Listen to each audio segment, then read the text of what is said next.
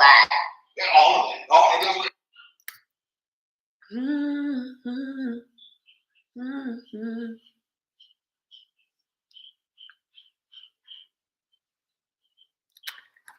I am really bad at announcing when I'm going on live. I just don't, because I just never know. It's just like a mood. It's just like whatever mood I'm in if I'm going to be on live. It's really, really late here in Kenya. I don't know what time it is in America, but I do know it's super late here in Kenya. Simone, do you want to come join me in my live? Hi, Zabriel. What? Come join me on live. Oh my gosh. Come join me, Simone. We can watch it back. We just play it back later. So even if there's not a lot of people in the live right now, we'll play it back later. Zabriel, it's 5 p.m. What? Simone, Yeah. are you joining? Are you trying to get cute?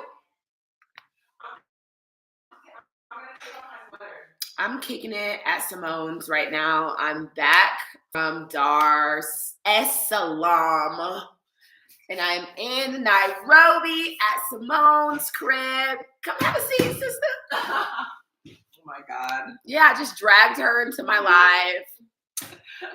The most people I've ever had in my live at once is like, I think it got to like 200. Right now it's 5. 5?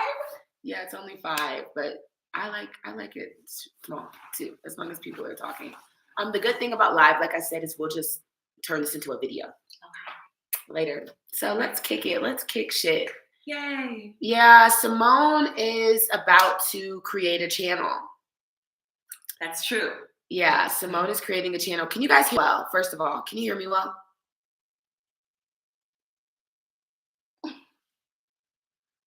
Someone will chat soon. But anyways, you guys, Simone is about to create a channel. She's gonna do kind of like the same thing I do, but not really interviews, but just like showing you guys like expat life. Also like nutrition is her thing. Nutrition, health. What are some things that you're trying to focus on in your channel? I'm all about fitness, nutrition, holistic lifestyle, plant-based eating. All of that is what I do, how I live. So I want to kind of focus on that because I feel like specifically as Black people, we have gotten away from a lot of the foods that we used to really sustain us and keep us really healthy. And we can see where that's going. It's not in a good direction. So I want to really highlight some of the foods that are native to us, some of the ways of eating that are native to us. I've been spending the last 3 days with Simone, 2 days, and I have not eaten meat. Good. Yeah, I haven't eaten meat, which is really interesting. What's up, Sifo? I hope I'm saying it right. Sifo from Atlanta. Thank you, Felix, for letting me know that you guys can hear me well. Yeah, me and Simone do a lot of talking about the methods and ways that Africans themselves have gotten away from like what's traditionally African, or like almost how can we break down colonialism? Like what are steps that we should be decolonizing? Yeah. Do you know what I'm saying? That's a big topic of conversation in my world. And yeah, we talk about that a lot because it's like, even when I get a weave, like, you know, when I have a lace front, I'm participating in a lot of like colonial mindset. I am team none of that. Like, you know, like, yeah, it pains me sometimes to, you know, turn on television and we see beautiful Black faces, these beautiful Black men and women, and the women are like, you know, have this hat glued on their head, you know, or, you know, their hair straightened to the point where it's very clearly not healthy, where it's thinning out, and we would prefer hair that's not healthy and thin but straight. We would prefer that over our natural luscious afro that we're taking care of. That's hurtful, you know, because when we have our little baby girls, and when I think about my friends' children and my little cousins and all these people in my life, when I see their full head of hair, this is how our hair is. This is our natural, lovely hair that over time, with so much processing and straightening and perming, we damage it. You know, we damage our own hair to the point where I think a lot of Black women feel like they have to wear wigs, you know, and they will, you know, but part of that is because we're not taking care of our actual hair, you know, so our hair. Yeah. I think I told you the other day that one thing I was very intentional about, I said I will not be having children until I got some of my own racism out of myself, as far as like the weaves, the wigs. I was like, I'm not going to have a child and pass on these insecurities and these habits to her. Like, I don't want my children to ever see me with straight hair, you know, because that's not how my hair is. Like, if you're born with straight hair, let your kids see me with straight hair. But I want my children to see me with my natural hair. I want them to see, like, when, you know, this is a fresh retwist, but, you know, when it gets puffy, I want them to see that. You know, I want them to see my locks. I want them to see my hair. I want them to see our hair and what that looks like, instead of, you know, thinking that every event, every wedding, every birthday, they need to put a wig on, or, you know, that's sad. You know, my head is fucked up because that's how it felt. Why? I don't know. I just feel like I look my best with straight hair, and I'm not. And that's colonization. It is. Yeah. It is. It's just, but it also is how it makes you feel. So like, I love like the sleek look. Like, I'll even do a puffy ponytail, but I like the sleek look, which involves me straightening my hair, doing this, the edges. Like, do you know what I'm saying? Or like, I'm thinking about it, prom, my cotillion. These are all times where like I would not have wanted my hair like this. Right. And but I like that you at least acknowledge that that's colonization, because it is. You know, if every event, every wedding, every cotillion, you know, every prom you ever seen had been with Black women and these fabulous bomb-ass ball gowns and natural, kinky, curly, forcey hair, you wouldn't think like that. Yeah. You know what I mean? You would be like, oh, the bigger the afro, the more special the occasion. That's, you know, that would be more of what you, what the norm was. But it's because like we have made this so normalized for ourselves, and that's partly in great part because of our elders. You know, who now are elders. That when we were growing up, it was like, oh, okay, well, you know, it's Easter Sunday. Easter Saturday. Let me. You got the hot comb on the stove. Yeah. My mom has even said to me, like, you look so beautiful with your long. She said that about when you have the weave. Yeah. And my mom too. My mom, I always, when growing up, my sister and I have a sister that's close in age to me, and I'm the youngest, but people would always say like, "Oh, you have such good hair," because my hair grew very fast. Like, especially the back. I don't know, the back of my head grows really fast anyway. But people would always tell her, like, they would tell me I had good hair because it was like fine and it grew fast. And I remember as a child thinking, but her hair is so big, and like I felt like my ponytail was so like nothing, you know. And her hair was shorter than mine, and it was coarser than mine, but it was big. And I was just like, that's awesome. And people were like, no, you have good hair. Yeah. You have good hair. Look how fine, how soft your hair is. Hey, Gabrina. Gabrina's in Connecticut. A for Africa. It is late as hell over here, but I can't sleep. So I decided to hop on live and see what y'all were doing. African Bay is in Frankfurt, Germany. Hey, Kevin, I'm happy to be home. I really am. Hey, Britt. Hey, Simone. Hey. You both look hot. Oh, you're so sweet. Thank you. Listen, I've been telling Simone that y'all ask about her. Y'all know Simone. So hop on your own channel, sis. Okay. Take your people to your channel, girl. I want to do it. You need to. Britt has inspired me. You need to.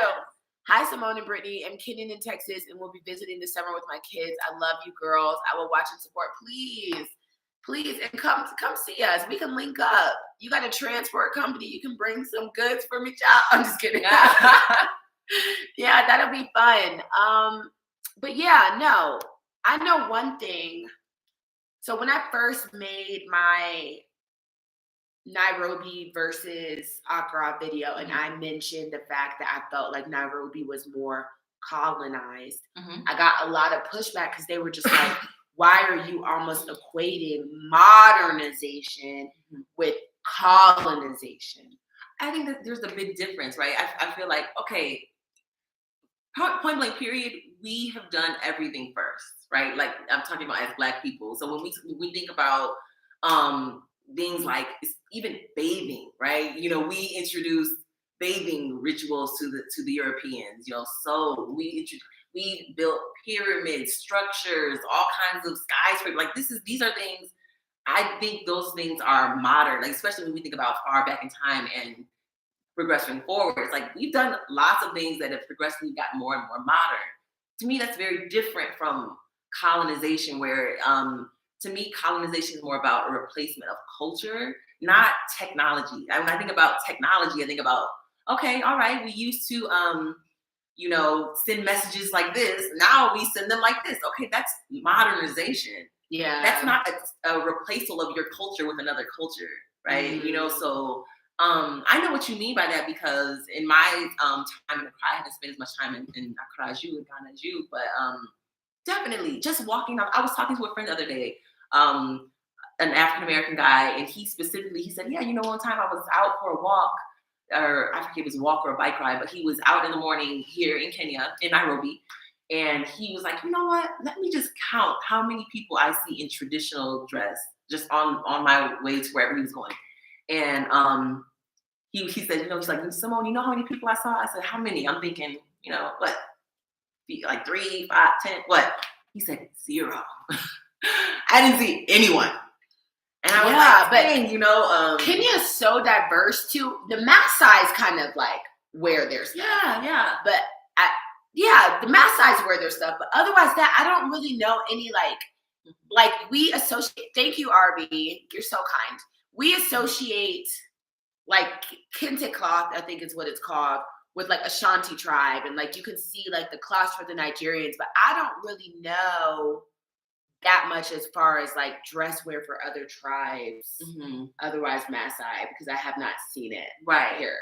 Yeah, I get that. So I don't even know what I'm looking for. Right, I know what I'm saying. Yeah, there's so I do know that like you'll see more so on the coast. I did live in Mombasa on the coast for some months when I first got here, and you would see more like shukas, you know, like the lesos, and they have specific inscriptions in Kiswahili. And I would see that, and that's very, very Kenyan, very okay. But it's true that as far as when we think about even what is traditional cloths or dress, we're not very familiar with them because they're not used as much here as we would be like in West Africa. I feel like they do really wear a lot more of their traditional clothing, dress, cloths, you know, fabrics. We see them a lot more. So it makes people who are not from the area, it's like, okay, we know what it looks like more. We want to see more of that here. Like, I'm wondering if it's because we're in Nairobi, which is like, I'm wondering if it's like outside of Nairobi is a little different. I don't really know.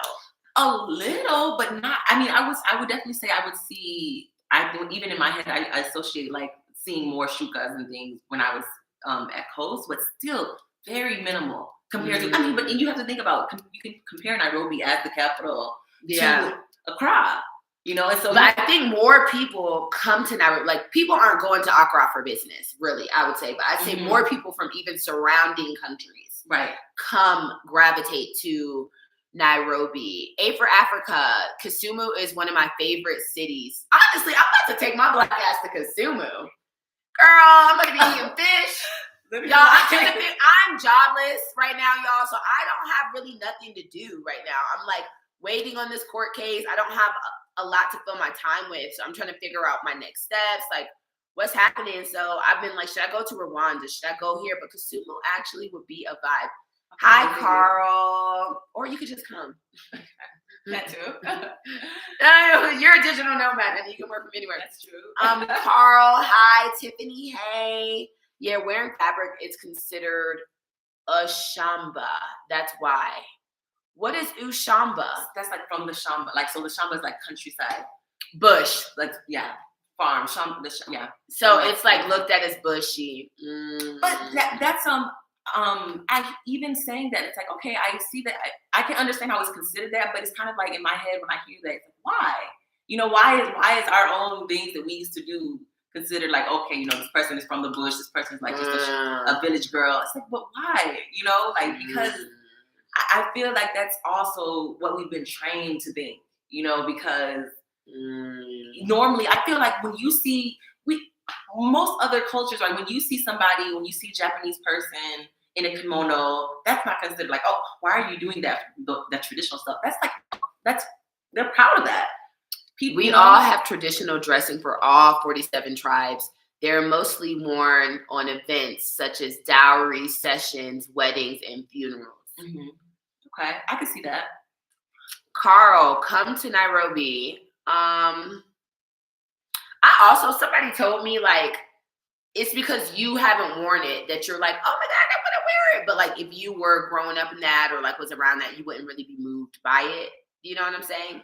So they hear that, you know. But then I'm just thinking about in my head comparing that statement with other cultures, right? Because there's plenty of cultures that have traditional dress, but it's not. You still see them in their dress. Like I spent a lot of time in Japan, and you will see people like wearing their kimono. Yeah.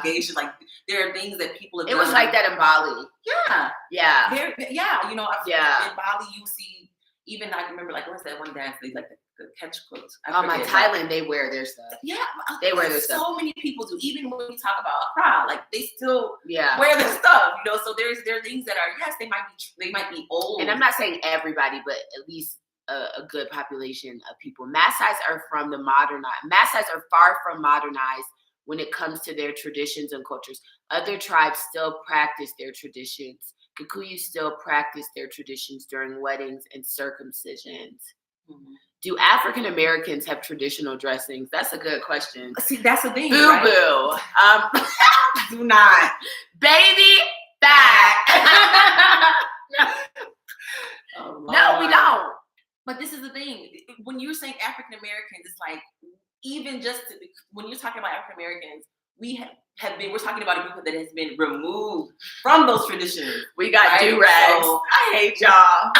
We do. No, really though. But that's my thing. Like when you say traditional, if you're talking about traditional as far as African, that's the point. Like when you're talking about African Americans as a group, we're talking about a group that has literally been removed and disconnected and cut off from those traditions. So yes, we all had, and we wanted to go back to our lineage, and they were stolen. Right. But he's asking us as a newfound people almost. Right. Then we do have things where it's like, okay, well, we've made some traditions. A culture, we made a culture, but when we talk about traditional, that's the word. Traditional, we don't really have any traditional. But we do have like traditional food. We have traditional food, because we maintain and kind of retain a lot of our traditions. But that is interesting. We don't really have traditional wear, but we do have food. The Turkans, Samburus are among the Kenyan tribes that still wear proudly their traditional attire. Hi, William. Thank you so much for saying that, because we both just don't have on any makeup. We just hopped out of nap time.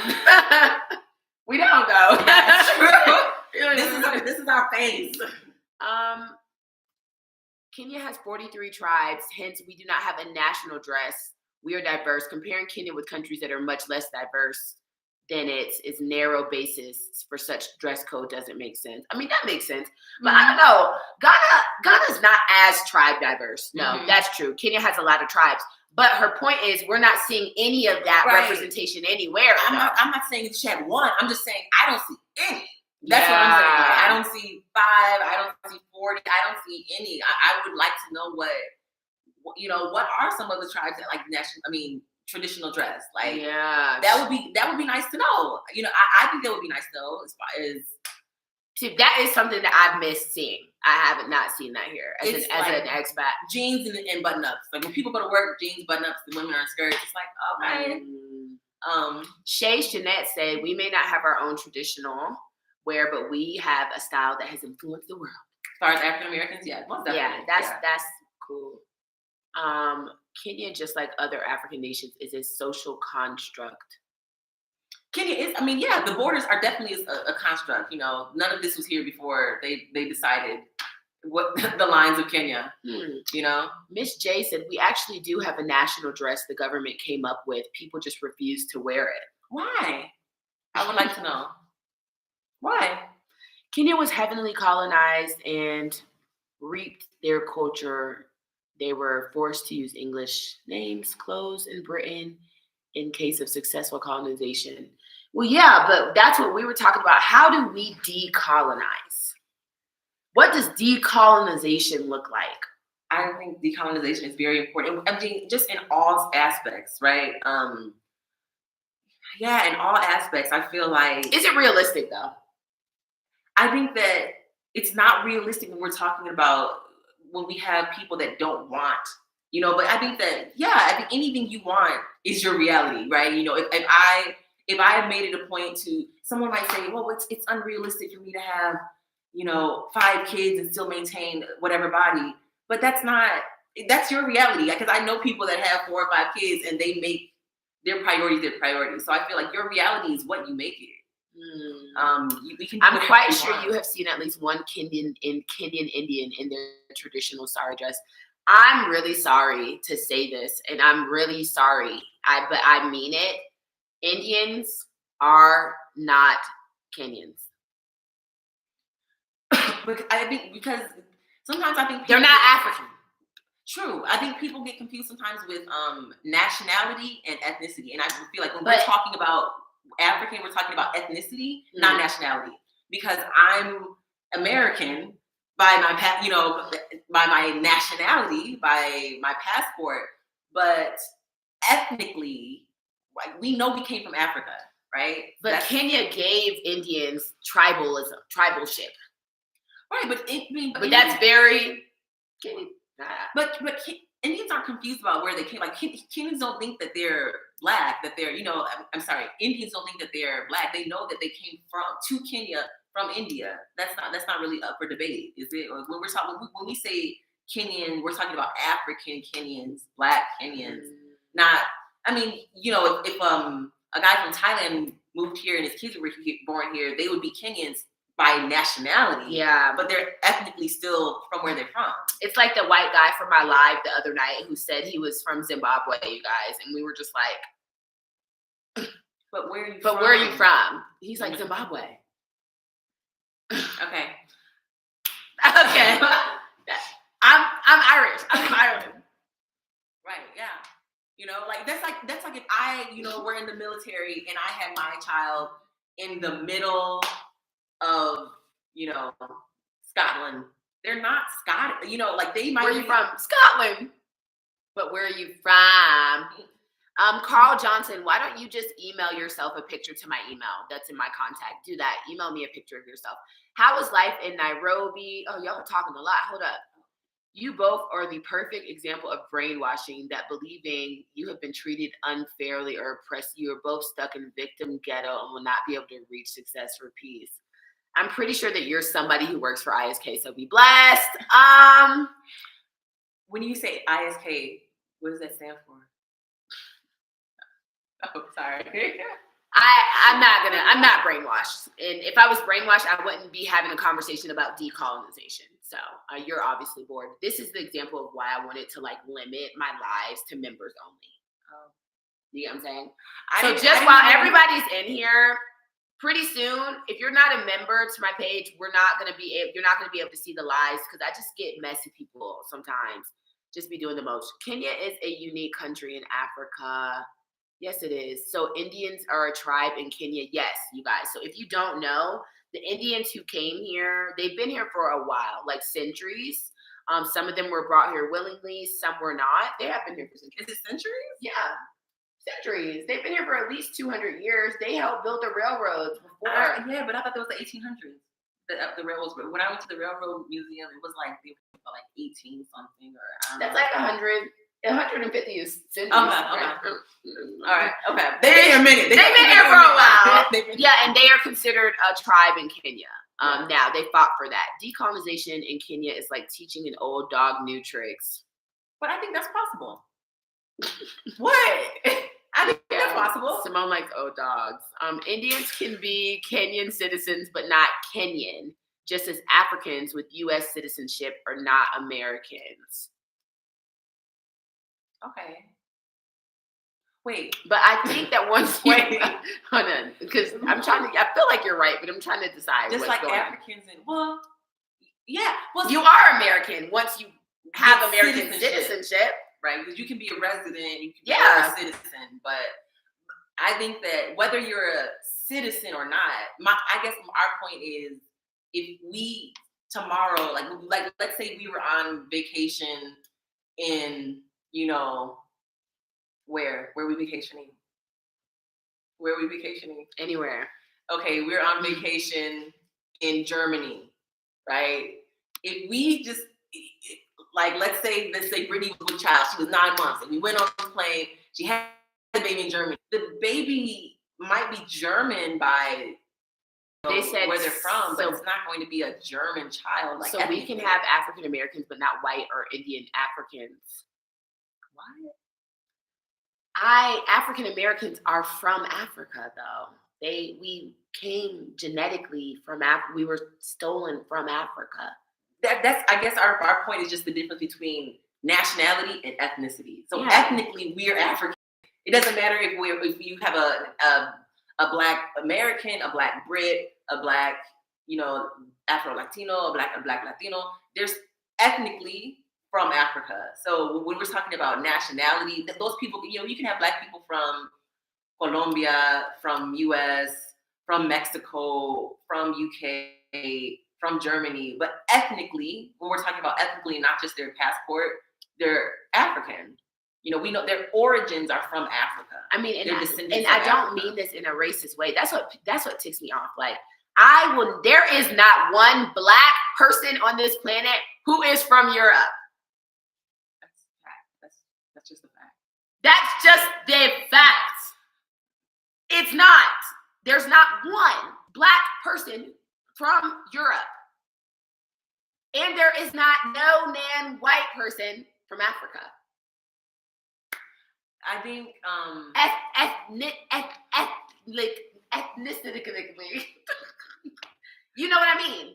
So I'm not saying that white people need to stay in Europe, Black people need to go there. That's not what I'm saying. I think that she's just saying that what's kind of confusing, or I don't even know if maybe frustrating, when you ask someone, where are you from? And especially when we're talking about Europeans, because Europeans have a very clear, they're able to trace their lineage very clearly, as opposed to us as African Americans, right? We don't oftentimes know our lineage to say okay, well, we know that in this century, my great grandparents moved to, we don't know that a lot of that has been stolen from us.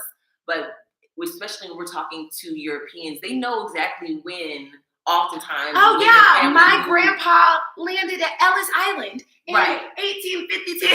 Right. We don't have that, so it's a little different. Right, they know where their lineage, not where they were born, where they grew up, but their lineage. And so it's kind of like when she's asking that question, and someone's like, "Oh, I'm from here." It's like, you're telling me where you were born, but that wasn't really your question. You were asking, where are you from? Girl, it's just crazy. Birthplace does not define you. All Blacks are one people. Agreed. Yeah, for sure. Yeah, that's the Black color in the Kenyan flag is for the real Kenyans. My point exactly. The real Kenyans. So when an Indian Kenyan says, "I'm Kenyan," I don't see your color on the flag. I think to me, there's just a big distinction between when you're saying you're Kenyan as far as your nationality, or you're Kenyan as far as your ethnicity. Because that's those are your nationality is where you're born where you're born, right? So you can have a bunch of people everywhere, but that was so funny. You are in the ghetto of victim. Okay, I'm just gonna do off the 50K income there. I got offed. I didn't off it. I got off. So what do you mean? Just block them. Yeah. Hi, WMM West Africa. Hey, Michael. Indians are Indians, not Africans. Hello. Yeah, period. That's all I'm saying. How do you compare Tanzania and Kenya now that you were in Tanzania for a while? Tanzania is a vibe if you're on more of a budget. So let's keep it real. If you're an expat and you are broke, go to Tanzania because it is more affordable. It is less stress. Things cost less money. If you're an expat looking to move and start a new life, Nairobi is expensive. It's fun. But it's fun. So there, I think it was more manageable. I saw that their expats were like really, business centered, but still able to kind of take it pole because, you could get a compound there. You could get a house for like $400 a month for a house. Like how many bedrooms? Like 3 bedrooms and a yard. Oh God, Girl, that's what I was about to say. Oh my goodness, Mashallah. No, that is. It's cheaper in Dar es Salaam, but you also get what you pay for sometimes because things are slower. There's less to do in the actual city. Yeah. So in Tanzania, there's a lot to do, but in Dar es Salaam, it's not. There's no way you can compare it to what is available to you here in Nairobi. Even as far as like supermarkets, like I missed Carrefour. There's no there's 1 or 2 big malls there, but here, I mean, there ain't no 2 gardens in Dar es Salaam. You know what I'm saying? So 2 rivers. Yeah, that's yeah. 2 jungles. All right. So it's a little different there. It is a very heavy Muslim population in Dar es Salaam. And they is lazy. I don't know. They just don't. Kenyans, you wake up, people are on the corner walking. Sometimes when I go to the club and I drive home, I already see people on the street getting ready to go to work. So I've never spent time in Dar. I have spent time in Zanzibar, but never really in Dar es Salaam. I just was there to fly out. So I'm not really going to speak on Dar. But I can see how, Nairobi's a big city. Nairobi's a very big city. It's very cosmopolitan. So it's kind of, I can imagine there's a lot more to do here. Yeah. It's Nairobi. I think that Dar es Salaam is better for kids. I can see if you have a family, I would go to Dar es Salaam. I can see a more slow place being better for kids, anywhere. Even we're talking about Nairobi versus Mombasa. I could see that being. Yeah. But Dar es Salaam gives more than Mombasa. Gives more than Mombasa, really? Mm-hmm. Okay. So I would say it's in between. Yeah. Well, I could live in Dar because I live. Girl, I'm gonna take you to Dar. I'm gonna take you to Dar. Brittany stole her man. I might have. I don't know, girl. I feel like I'm just kidding. There is no, not yours. One of the people in the comment. There is no decolonization. Kenyan culture is evolving into art, music, film. Ain't nobody trying to be dressing in shukas everywhere. Look at Kenya through a modern lens, not pre-colonial era. That's how I was saying. I feel that. I get what the person is saying. It's weird because I feel like decolonization is so much more than just the clothes, right? So for me, I feel like decolonization is very important. I don't think that it's very important to wear shukas every time you leave the house, right? That's not really the benchmark in my head, but I do feel like that's just something that I think we're commenting on because it's very noticeable as far as being here versus in Accra. But I don't think it's not that important as far as some other things when it comes to decolonization. Yeah. Religion, all types of things. It's all about color and not about the content of a person. Yeah, I just know I'm on my way there for my wife. I hope you find your wife here, babe. I do. Come out here. Carl. Or not the enemy. Honestly. Who said that? I don't understand. It's interesting. White people are not the enemy. You may have been both brainwashed. Yeah. Well, one of my closest friends is white. So have we even talked about white people? No. We haven't even said anything about white people today. Girl, people. Sometimes I wish that Kenyans owned everything, like resorts in Kenya, but what a shame it's owned by the masters. We need to get everything back. I agree. But I agree with that very much. Kenyatta has also taken a lot from Kenya as well, unfortunately. If you do some research, which I had to do, because a lot of the things that are Kenyan owned are monopolized by the same group of people, which is actually a damn shame. Corruption everywhere. I mean, and that's just everywhere. The real Americans of Indians, not black or white. The real Americans are Indian, not black or white. And by Indian, you mean Native American. Yeah, right. I agree. Mm-hmm. Mexicans are the real Americans. What we have now. Well, the Chicano, not the Mexican part. You know what I mean? Yeah. Indigenous. Yeah, the natives, because even Europe did a number on on them. You know, they came in, ravaged their lands, ravaged their people, and I'm blocking him now because I'm tired of even like reading his comments. Hold on. It's like killing my vibe. Yeah, he's killing the vibe. Okay, there we go. Social racial classes are the only problem I feel should be worked on in Kenya. Social race classes, yeah. But I think that's a part of decolonization, because I feel like that a lot of those classes have been really solidified because of colonization. I agree, and I think that's that's a branch of the decolonization. Kenyans didn't have clothes made of leather. We used skins as cloths before the arrival of the British, unlike West Africa that was civilized as far as 1300 AD. That's why we use British culture. We didn't have clothes made of leather. We use skin as clothes, but isn't that leather is skins of the animal? It might mean, no, leather I thought was skin of the cow. Like cow. So maybe he's talking about like sheep skin. Oh, okay. Or something. Indians in Kenya were also stolen. There is no difference. If they found themselves here and this is the only country they know as home, then why not be recognized? No, I don't think that's what she's saying. She's not saying about being recognized. She's, I think, more of a just saying, like, for accuracy, if she's asking about African people, she was saying Indians aren't African people. They're not. The fact that you're saying Indians, we know where they're from, right? India is a place, so it's a place, and it has its own attributes. So home is where you make it. Ancestral homes are BS. Let Indians be Africans. They experience all their lives in Africa. If they treated Kenyans a little nicely, more nice, or if they weren't so sectioned off and actually really not trying to integrate with Kenyans at all, you will barely ever find Kenyan Indian mixed children. Why? Because they do not want to intermarry with you guys or anyone else otherwise themselves. The racism from the Indians to the Black people, the Africans, African Americans, anybody that's Black, it's bad.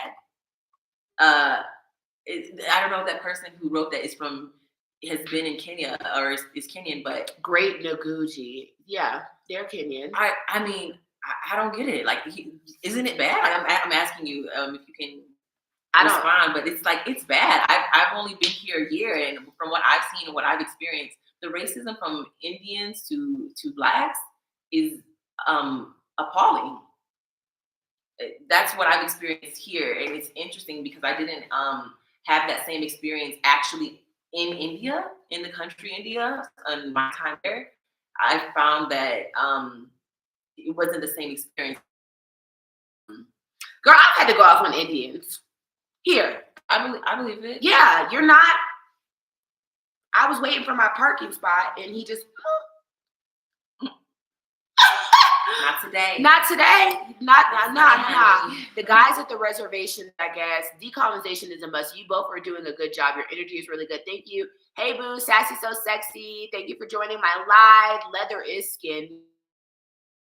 Anyway, leopard and Luya language. Wow, leopard skin. That's sexy. That sounds tantalizing. I want to see that. So they're saying, I think what they're saying is a lot of tribes didn't really have like the cloth going on before. So what got introduced to, But even that like piece of information helps, like as far as just my brain processing, because I'm always like, yeah, that does help. Like that is helpful. Thank you. Who wrote that? Sorry. East York, the Luya. No, it's just East York. Never, I thought the Luya was a part of your name. East York, thank you. That's interesting. That's helpful. Abed, we are both single. I'm not ready to mingle. I don't know if she is. Ethiopians are the only Africans that never wear skins. They wore handmade cloth since memorial. Interesting. I used to think Indians were harsh to Kenyan. Hold on, y'all are talking a lot. I used to think Indians were harsh to Kenyan workers until I employed a fellow Kenyan myself. It need a whole lot of self-control to have that employee. I mean, you saw the situation in Tanzania. So you're saying that your Kenyan employee was lazy, so now you understand why Indians are mean to Kenyan workers? No. okay, so I'm just saying this as a person who's interacted with Indians here in Kenya. I've never been a worker. So for an Indian to approach me like, oh, I'm not doing what I'm supposed to do, or I'm a worker, I'm lazy. No, I'm just talking about just normal interactions. I'm just talking about politeness in the stores. I'm just talking about, just being normal civilities. Mm-hmm. And it's like, they think they're better. I specifically know buildings here in Kenya that Indians will not allow Blacks to rent from. Yeah. I know them. I can show you them on the street. I heard Parklands is real tough. There's a lot of Indians. Yeah, and that's and the places I'm talking about are there in Parklands. Yeah, but I know buildings where I can point them out to you. Where they do not allow Black people to rent. That's not. Why are you dealing with that in Africa as a Black person? Idi Amin kicked the Indians out of Uganda due to their racism. He sure did. Kick them out. Kenyan Indians are different than Tanzanian Indians in attitude, and I can say that too. Are they? Yeah, the Indians there were very friendly. Oh. I've never just had oh hi, da da da da. Here it's they look through you almost sometimes, unless you're buying something. Even in my experiences buying, because it's just still just I've had a very unpleasant experiences, and it's very saddening, I guess, because when I was actually in India, I didn't have those experiences. So to come here and it's wow, it's you on Kenyan land. On Kenyan land, you have that vitriol towards Africans in their own land. But Rita said that a lot of the trashy Indians are the ones who are in Africa, the ones who can't make it in India. Well, it's different. I'm gonna listen to Rita because she's the expert. You guys are so sweet. Thanks for the tokens of love. Intermarriage with Indians is all about religion and not race. Just like it's hard for Somalis who are majority Muslim and other tribes who are majority Christian. I think that if you really loved a Black woman, you could ask her to convert, and I'm sure she would. But I don't even see that. I don't think it's. I hear what you're saying, and I'm sure that's partially it. However, I do also know that the caste system is strong in Indian culture, and so when you come from a culture that really thinks of literally the darker you are, the lower of a person you are. So you think about that translating to us as people who are the darkest, the most melanated. If you have that mindset and you bring that mindset with you to Africa, where you're surrounded by people who are dark, they feel like they're white in their minds, like that white privilege, that white bump them up. Yeah. Oh, okay, well maybe I was medium skin at home, but now I'm light skinned. I just become white. Yeah, so you can really see that in interactions. It's wow, okay, there's a lack of respect in my experiences personally. Here, and it's funny because that's not everywhere, right? I grew up where I grew up. I had Indian friends. I had friends who were Sikhs. I had, it was. That's not how it was. I'm talking specifically about my interactions with Indians here, which is kind of, I've had to be taken aback. I've said this, and I'll say this again. I have grown up. Some of my closest friends are white. I did not start really having a disdain towards white people and other races until I moved to fucking Africa. And so, have you had a lot of interactions? Okay, well, that's. I've had a lot of I grew up. You can tell I grew up with white people. Mm-hmm. Mm-hmm. I've never had no problems. I'm not a racist, but I can see the way that white people and people of other races generally, not all, but how they generally act in Africa. Yeah, it's I will say, I can't say that as far as I've had no problems elsewhere. I've definitely had problems in America with white supremacy. However, it's glaring, to when you're inside of someone, it's like to come to someone's home and show your ass. That's It's wow. It brings out that's what I'm saying. It brings out a different life. like, okay, now you're really you got me really have some fucked up. audacity. Yeah, you have me really fucked up. I'm with you on the integration point. One can't claim to be an African and segregate themselves from native Africans. Hello. Trinidad, where there are Indians, when mixing happens, it was looked down on. But Trinidad is really, oh, that's so funny. We were just watching that. I used to live in Trinidad, and I was telling her how, it's majority Indian island. Yeah. Carl, I don't want to go to bed, and I don't have a bedtime, mister. We're up. It's lit. And Indians have created their own community. They're in the parklands in some parts of the Westlands, exactly. Africa needs African Americans for enlightenment. Yeah, and we need y'all. We need each need each other because we are literally family. Like when I see this color, I feel like it's my cousin. Like, we're family. What about tribalism? Tribalism is a wild concept to me. I've never heard about tribalism. Honestly. Simone, hit me up. Who's that? Hey, what's up, Dote? Dote, email us a picture to my email. Yes, do that. Ghana don't have tribalism. I don't know. They don't really have tribalism. I definitely did not hear about tribes in Ghana like I hear about them in Kenya. Yeah. Like, it's like, oh, okay. You know? Yeah. Mm-hmm. It's tribalism here is a wild thing. People are telling me I may need to go home for elections. Seriously. I don't know. Yeah, and I've heard the same thing, and I'm like, do I need to leave? Like, people are like, where are you going for elections? I was like, I was going to be in my house. Do I need to make we need to go to Dar es Salaam for elections, child. What people don't say is most Kenyans don't rent to Indians. Ooh, I hope not. Wow. Hey, Brent, shout out to you. Hey, Ritz. You're in Vegas. Girl, have it up in Vegas for me. Go play roulette. It's not racism from Indians. As Kenyans, we just separate with cultures that don't fit with the majority.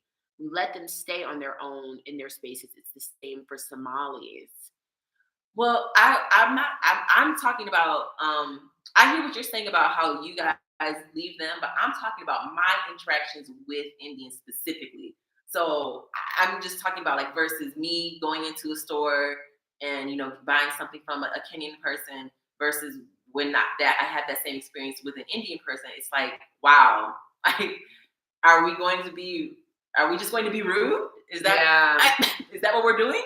Mm. So I'm talking about that. I'm not talking about as an employee. I'm not talking about, as somebody who's going into their space. I'm talking about in common spaces like malls, markets, things where it's just, I'm not going into their spaces per se. I'm like, okay. These are common spaces. You have a store and I'm buying something, or you have a restaurant and I'm getting my food. Mm. So why are you acting like I'm a nuisance when I'm literally paying you money? You know what? I'm not going to do that anymore. So that's when I encounter people that act like they don't want my service, they don't want my patronage to their business, that makes me not want to be a customer. Mm. So if I ever encounter service that is this blatantly rude, I'm not going back. No, you can't.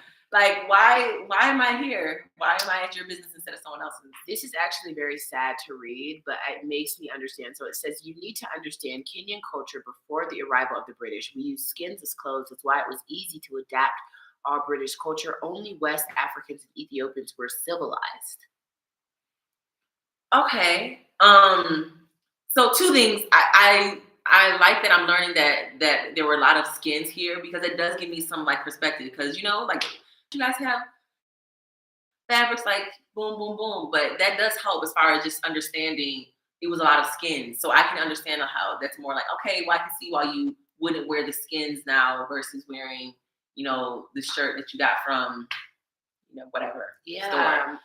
That part I understand, but I don't, that last part where civilized, that West African skins, you weren't civilized.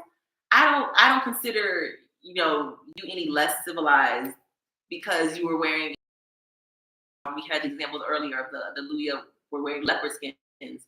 I don't think, to me, that's not a benchmark for civilization, right? Because we're considering the Western dress to be civilized, right?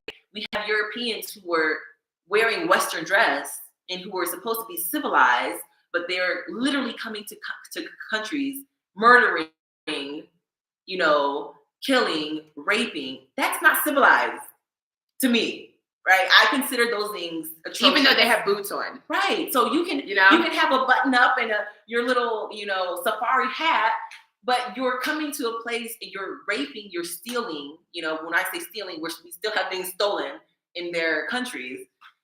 That's not civilized. Yeah. So just because when I think about a lot of Kenyan values and culture, I'm like, okay, these are people who had values, family, different things I would consider to be very civilized. So in my head, to like just having away, your breast out walking around make you uncivilized. Like those things. I consider a murderer uncivilized, right? I consider a thief, a robber. I consider those things to be very uncivilized and very, very atrocious.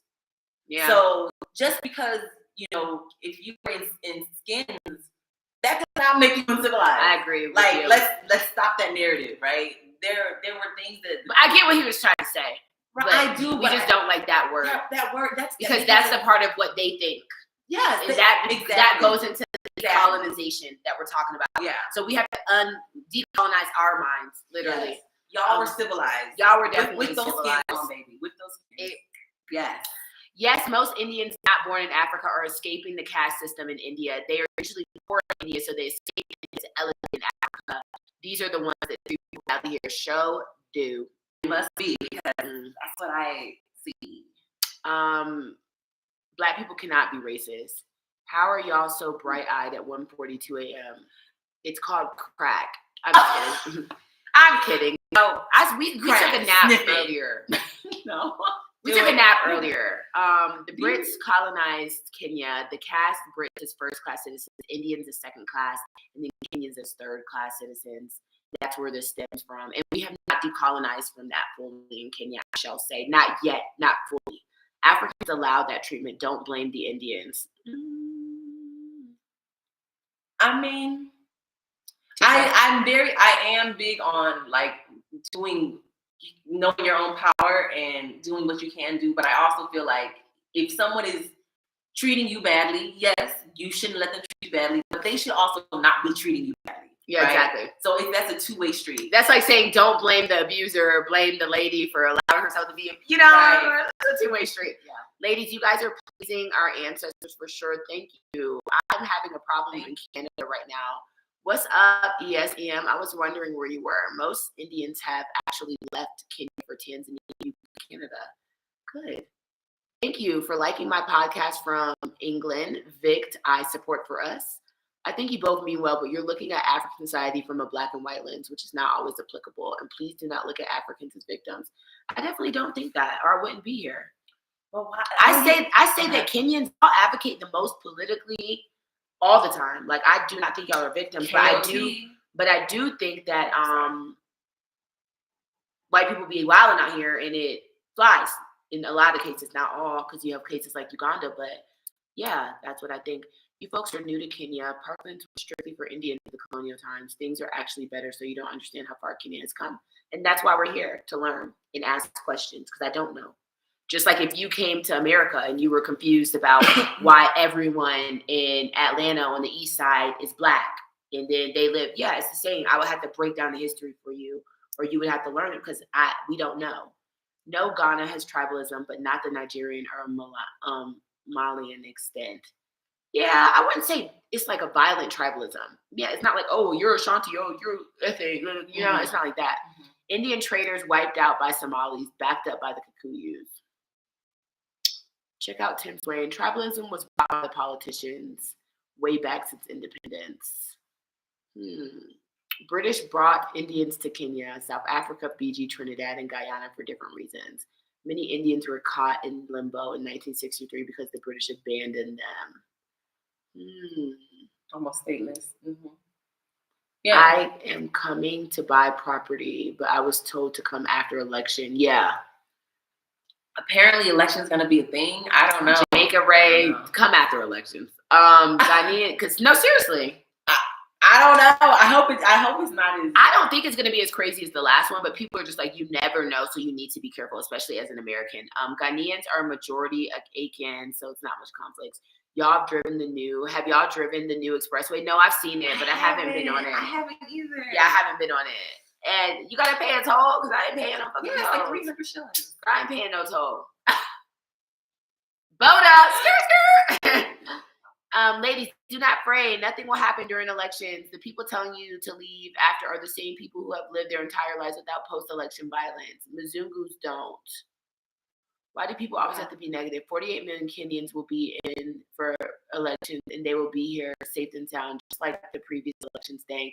Listen, I'm just telling y'all what I heard. Yeah, I'm telling you, it was not even on my mind. Like when people started asking me, like, where are you going for elections? I was just like, what do you mean? Like, I was going to be at my house. I don't get it. Like, no, this isn't anything like, I'm not like, oh my God, Dave have told me, even the embassy lets out warning about elections, you guys, so it is kind of to American citizens. Yeah, it's not us being funny. Hope you are back to your house. That's a whole nother story, but just pray for me. I'm really looking for a job. So I have an interview with a Kenyan, not an interview, but like a sit-down talk with the Kenyan radio station, or hack another Kenyan to death. That's good. Sponsored. They don't bathe every day. I don't know how civilized they really are. Girl, I did not realize how much UPs do not bathe until there was this thing on social my media. Instagram. Yeah, and they were like talking about how often they bathe or not. And so people were like, once every like 2 or 3 days, and I was like, you are really on one. But even going back to that, right? That is history. We did teach them how to bathe. That's just a fact, right? We introduced soap and those baby sewage. To them. Hey, is your friend dating? She's dope. How you know she dope? Nothing to do with being civilized. Kenyans and Sudanese were nomadic and agrarian, and that was the dressing, even in ancient Egypt. I agree. And that's interesting. Yeah. Y'all have really taught me a lot tonight. Honestly. There was nothing like West or East Africa. We have the Bantu nation from West Africa to Kenya and all the way south. Same with the Nilots and Afro-Asiatics. That's what's up. That is what's up. Bantu nation, stand up. Aquarius gold. I love it. Yeah, Indians also have a community. Your channel is addictive. Always waiting for the next video to drop. It's coming, but my computer is not editing my stuff right now. So I have a lot going on. Deprogram from toxic education. Education is the #1 step to decolonization. I have a shirt. I got a shirt made that says Decolonize Education. No, seriously. Education. I got it made because I was like, this is what's on my heart today, and this is what we need to do in life. How do y'all treat y'all men? How do men treat y'all in Africa versus America? How do they treat us? Well, I would say the same. All men are the same. I don't think all men are the same. Okay. I don't think all men are the same. But it's men that are like good and bad everywhere. I think that's true. So I've had men treat me like a queen in Atlanta, and men treat me like a bitch off the street in Atlanta. I've had men treat me like a queen in Kenya, and men treat me like a bitch off the street in Kenya. It just depends. I think that's very true. It just depends on the person. I think that African men do fetishize Black women a little more than, I feel like there's not fetishization. Let me not say that, but appreciation. For Black women or like dark skinned, more in Africa for sure. I can see that. More of an appreciation. I want to know what y'all think about. Y'all talk to me. You know, in Tanzania, they do not introduce English in public schools until high school because it is one language, one nation, and Swahili is the official language. So in Tanzania, let me repeat, Tanzanian public schools do not require their kids to learn English until they are in high school because Swahili is the language and that's what they're going to know today. They do not care about other people and English and all that unless you go to a private school. So what do y'all think about that? Does Kenya put too much emphasis on English early? Is that good or is that bad? I don't really have an opinion. I want to know what y'all think. Brittany, what do you mean it's going to be as crazy as the last one? Kenya hasn't had a bad election since the mid-2000s. Somebody told me last season, that's what I'm saying. I'm not from here. But somebody told me the last election was pretty bad. I think the bad one, from what I've heard, at least the bad one was, I think it was 2007, I believe. I don't know. But yeah, we're a lot of what we know is from what Kenyans are giving us. Kenyans or expats. Mr. 432, thank you for acknowledging our chocolate. I'm glad that we could be of service to you this evening. What, in your view, do you think are the privileges of living in Kenya versus anywhere in the world? Kenya is really diverse.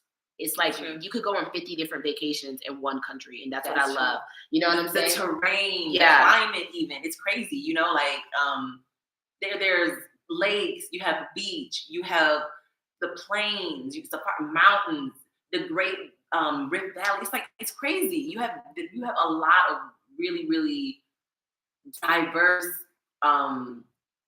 topography. You know? I think Tanzania is the same way. Kenya and Tanzania are both really, really great pieces of land in the world. And that's what I think is great about living in Kenya versus the rest of the world. Hey, ladies, are there any events, programs, or jobs for summer in Kenya, Ghana, East Africa, or South Africa? That is a really, really long question to answer, but I don't know any. I could help you find out. I'm actually about to start doing expat consulting for people who have questions like you. Both y'all are dimes, so I'd be on some act right. Aw, thanks. And we both have great hearts, and we're both smart, and that's the best things about us. Yeah. How do Black Americans treat Africans in America? It depends. It really depends. It depends. When I was growing up, it was not cool to be African. Yeah, you know, because when we were growing up, they made Africa not cool. And that's deliberate. You know, that's colonization. Because by making us think Africa's not cool, they're also at the same time making us think that we're not cool. You know, because we're looking at African people and we're like, dang, you look just like me. But they told us that you guys suck. I always, you know, so that's very brainwashing. Yeah. My mom is a nurse, so she worked with hella Nigerians, you know? So I've always had like a connection to Africans, even in America. Like most of the guys I've dated, I've only dated one Black American out of my whole life. Like I only date Africans. What's up?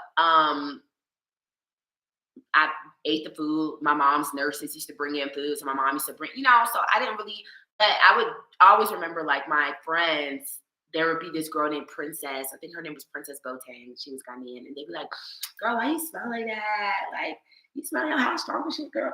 Like, you know, you could smell the spices on her, or like, you know, she was just African. Like, you know what I'm saying? So I don't know. People just like, most of the Africans with me growing up in high school hung out with each other.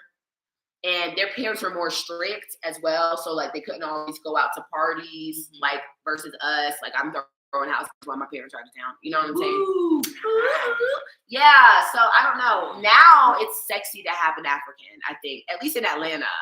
Africans are on top in Atlanta right now. If you're Nigerian, that's where I met mine. Yeah, if you're Nigerian, if you're West African or African period, people equate you to having money in Atlanta, and girls want you. Like, I'm not trying to be like, oh, I've been dating African guys, but I have. Like before it was cool. Now it's cool to have an African.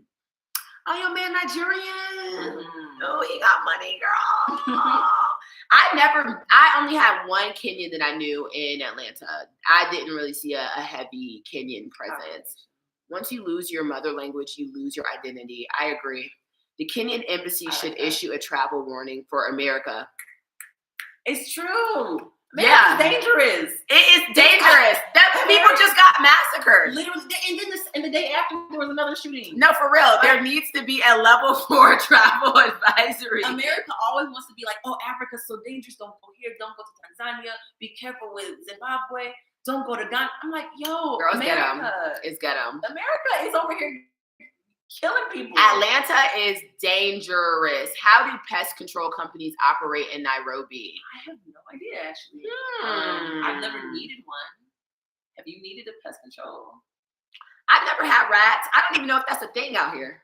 Oh, rats. I'm thinking about bugs. Oh, damn, rats. Rats. God. Well, with bugs, I would just get like ants. I would just get like a little spray can. I would get a little spray can if it was a bug. So basically, we haven't had issues. But you know, even people who live like in other places, I don't know if pest control is a heavy thing. Let me get back to you. Okay. Message me, James Kane. Message me on Instagram because I know a lot of business people here. Tanzania was a communist country. If you look at all the communist countries, the government discouraged English in order to remain control information and access. I don't know if Nyerere, how do you say Nyerere? I don't know if I would consider him a communist all the way. He was, I mean, the white guy from Zimbabwe is Zimbabwean. Okay. Well, that's good. That's his nationality. Yes, we agree. Okay. Mm-hmm. That's all. What's the name of the Black expat group you guys are in? It's just called Black Expats. It's called Black Expats in Kenya. It's nothing special. Good job. There's Black Expats in Kenya. It's on Facebook. And then if you look okay, if you look a little normal, we'll add you to the WhatsApp group. But if you're Facebook off, you're real off. You're really off. So you can't be a part of the Black Expat group. Which one of you can I marry? Carl. Let's do rock, paper, scissors. Okay. Carl, go. African Americans and Africans in the United States have an undisclosed love and quiet tension. It fades away on the continent. That's an interesting comment. I like that. To be honest, I've always been jealous of Africans in America because they smart as hell. Y'all come, y'all get the scholarships. It's popping, y'all doctors, lawyers. I don't be seeing y'all as I rarely saw any African teachers. I had a couple and they all hated it because the kids were so disrespectful. But for the most part, y'all be up in there hustling, business owners, shitting. So I've always had admiration. I've had admirations for Africans mainly for just the connection that you guys have to your history, to your traditions, to your language. Like you know so much about your own cultures that we just don't know. That has deliberately been wiped out for so many of us. So yeah, I've had always that kind of like, dang, I wish I knew. When I have my friends here, they're like, oh, okay, well, I'm going home, we to have my village, to the shamba, and then when Yeah. they're at home, they're speaking, Luo, they're speaking Kikuyu, they're speaking Kamba, they have their language. It's like that. That's something we don't have. Like It's I don't know. stolen from us. I don't That's know what if y'all don't get get. it. Yeah. It's like, damn, I remember would love to know where I'm from. Kobe took me have back people. to Ashanti region, and it was like a cemetery of like literally his great, like Wow, like everybody. bless. And I was like, wow. Yeah.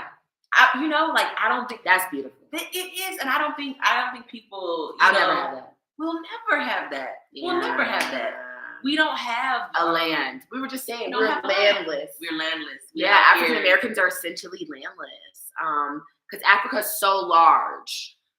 Like with India, I almost want to say like if you're in, you can go back to India. Like because it's a country. It's a country. So exactly, African Americans. It's like you don't even know where the hell you're going for real. Yeah, in Kenya, they learn both English and Swahili. It makes the children understand literature that's global, helping them to remain competitive. Well, Tanzanians still send their children to Kenya for education. I can see that. The baby was having it the fuck up in Nigeria. It was really funny. He said that he was getting extorted at the airport, though. What? Which one of you knows her Swahili? Her for sure. Wow. Simone is really good. I prefer the Kenyan education system because we learn English early and most of us are trilingual. Not learning English early is a disservice, especially in the world we live in today. Yeah, I can see that. I like the fact that like you're saying that a lot of Kenyans are trilingual, right? And I think it's great to have that Kiswahili, that English, and your mother tongue. I think it's sad when people aren't teaching their kids their mother tongue. That's the thing. I'm like, you gotta keep that. Like someone just said on one of the comments, like when you lose your native language, you lose your mother tongue, you lose your culture. So I think it's great to know as many languages as you can, but don't lose your own. Like, that's just my thing. Like, keep your own languages, and add to it. Don't remove that. I know people where they don't teach their kids their mother tongue because they think it's gonna like fill up too much of their head. They want all the head to be English, and I'm like, that's whack. Like you're, especially as a child, you have room for English and Kiswahili. That's the best time for children to right, learn. and your mother tongue. So I'm all for teaching all the languages, but just hold on to your mother tongue. Yeah. Your language is a big part of your culture. If you bring your son out, would you put him in public school or a private school or an international school? I would try a government school first because I'm frugal. My intention in Ghana was to put him in a public school. So if anything, I would do a private maybe, but he would be with Kenyans. I do not plan on ever having him like in a place where he's a minority, especially on the beautiful continent of Africa. So That would be sad. yeah, no. The only reason he was going to go to ISK was because it was free. Otherwise, that I had even told them there, I would never pay $30,000 for my son to come here or anywhere. Mm-hmm. Ask yourselves, why do global companies pitch base in Kenya? It is because of the English-speaking population. This does not mean Kenyans do not value their mother tongue or Kiswahili, which is mandatory. That's a good point. You can tell Brittany is a freak in the sheets. Let me slide through. You really have a lot of y'all. Nyerere was not a communist. I agree. Nyerere. I don't know how to say his name. Nyerere. Yeah, I don't think he was a communist either. Enjoy your channel. Make up your mind on an African name. Hint, Luya, Kikuyu, in that order. Haha. Enjoy our options. I have a Ghanaian name.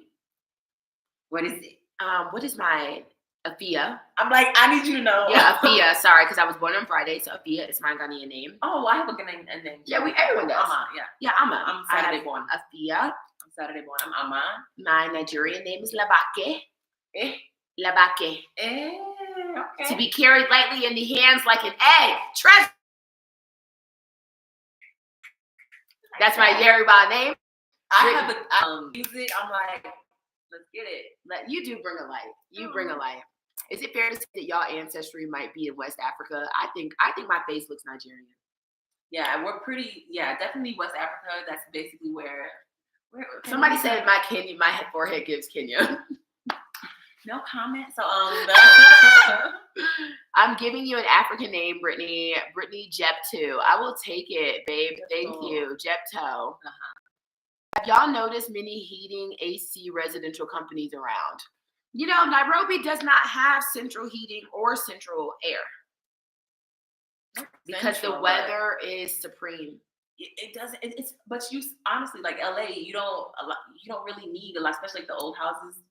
You just have fans and you'll have like the air conditioner. Yeah, I don't even think it's very mild. Yeah, it's a very mild climate. There's no ceiling fans even in a lot of places here. I didn't have ceiling fans. That's what I missed about Nairobi when I left because I don't like those air conditioning machines. I don't like anything cold. Going while I'm sleeping. Or no, girl. No, you will love Dar. It was hot as hell. I grew up in the DMV. Hi, Brittany. I grew up in the DMV, and there are a lot of Africans here. My friends growing up were African. Well, their parents were immigrants. The older Nigerians I've come across were so mean. They just have a sharp tongue. That's what I've had to realize. Like, West African moms, aunts, even my baby daddy's family, I had to get used to the way they talk, girl, because they be talking to me crazy. Now I know they don't mean it that way. It's like I had to acclimate myself to the West African tongue. Okay, that's all I'm gonna say. I do feel like West Africans are a lot more forceful than matter of factly. Yeah, there's no like, oh, I don't give a fuck. Like, you know what I'm saying? Like, yeah, they'll tell you what. Like, damn, you stupid. Like, you know, you fat. You getting fat. Like, they're and very they're telling me you need to eat. Yeah, and I'm like, they're very. So if you are not used to that, or if you're in America and they're coming for you with that, then I could see comparing African cuisine versus American European, which is tastier. I know Asians go crazy. Thailand food will always be number one to me in my life. Really? And West African. It's a tie between Ghanaian and Thailand. I like Nigerian food a lot. Really? I love Nigerian food. I feel like it's because you haven't had enough Ghanaian. They're similar. Oh yeah, they're similar. I do. Let me just say West African. I love West African. West African food, period. Yeah, I love Mexican food, and I love Trinidadian food. Trinidadian food is like supreme to me. I agree with that. Honestly, I think that the language of Africa should just go ahead and be English. I don't think it should be Swahili. But I mean, Dang, I don't know how I feel about that. Like English being the language of Africa. It's Swahili better. It's Arabic. Partially, yeah, but it's also Bantu. Ah, So I feel like, okay, you're gonna have a language that's partially majority Bantu or English. I just don't know if Swahili is it. I don't know. What language would you do outside of English? That's what I'm saying. It's so diverse. There is none. There's no winner. Right. That's the thing. I get you on that, but I'm like, English is really the main common, you know? Maybe there should be two. I don't know. Afia means healthy in Swahili. That's good to know. I don't feel healthy. I'm just kidding. We're gonna get you healthy this week. Help me! I think Simone looks Nigerian and Brittany looks Ghanaian. Hey, I'll take it. Hey, give me some of that egg boosie. I like it. Labake means what you said. 100% kudos. Thumbs up. Yeah, girl. I know mine. Yes, she said lift to up. be carried lightly in the hands with it. Yeah, are you trying to change history? Under Nyerere was the first African country to take the Chinese loan from fellow communist country. I don't know the facts on that, so I don't want to say anything.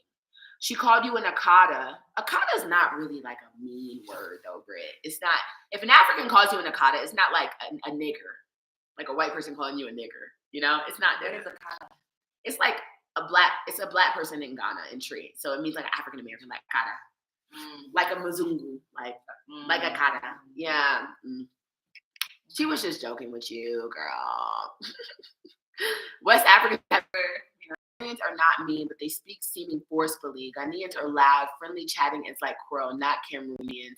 Yeah, even me, I had to change my volume when I moved to Kenya. I realized I'm loud.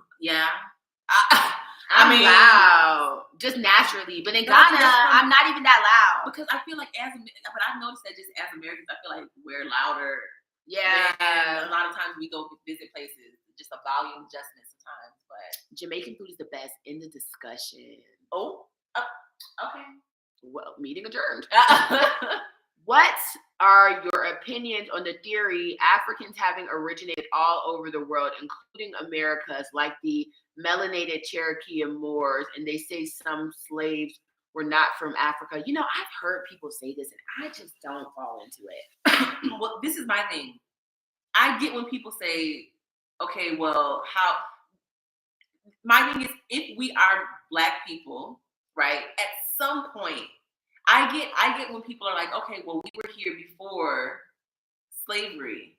And I can understand how, yes, because we as African people went everywhere. We traveled, we were the first ones to sail, we did all that. So I can get if someone says like, okay, but you know, there were Black people here before slavery. So how can you say that I was captured as a slave and brought? I can get that, but still at some point, right? So even if we go back, at some point you were from Africa. Like that's where we were from. Like maybe they explored. maybe they diaspora. I don't think that means that they are from there. I do not believe that any Black person originated in a different area than Africa, because it's really about genetics. Why is our hair 4C? To keep it off our shoulders because it's hot. Why is our skin dark? To protect us from the sun, which wouldn't be an issue if we were in Alaska. Do you get what I'm saying? So there's just certain things. When people talk about that, I don't know. But I'm doing research. I keep telling you I'm doing my history series. It's coming. I've been heavily researching a lot of things African, and I'm learning. Only a few words in Swahili or Arabic. Most of it is Bantu. That's interesting. So what I've been told as far as like from professional, like from teachers, that I think they said like 30. I think the number was like 30% Arabic. So that's more than a few words, but definitely majority Bantu. But my teacher said, you know, she's a professional. I'm just a student. But she told me it was like 30% Arabic. So they're saying that's not true, sis. It's Bantu. I mean, majority, but 70% is that's the majority, right? That's the big percentage. But that's just what I'm just saying. What my school or my teacher told me. Kenyan university students do exam and assignments for American and European university, even PhD students, to make a living. Yeah, y'all do. I told y'all I hired a Kenyan to do my math work for my master's. Damn. That was my first. I was like, damn, he all the way in Nairobi. What the fuck? And then I had to get a sin wave. He's the reason I had sin wave because I had to, girl. Yeah, he was like, listen, this how you gonna pay me, child. I was like, okay, thank you. He was a genius, and he was like, I got you. Any courses? Okay. And I was like, listen, I need to know something. I'm leaving. I can't let you do everything. But Kenyan education systems can compete on any stage. Well, I hope Brayson likes it. Brittany, hope all is well. Hey, Alexis, what culture shocks are you facing in Kenya? You named 2 culture shocks that you still kind of culture shock. And I'll think of 2. Dang. So let me see. I guess I would say the lack of drive-throughs. Okay, for me, I don't. For a long time, I haven't eaten fast food, right? So But even like Smoothie King has a drive-through. I don't know. Or a drive-through pharmacy. Just like drive-through things. I cannot tell you the last time I've been to a drive-through. Really? Like literally. In Atlanta, everything is a fucking drive-through.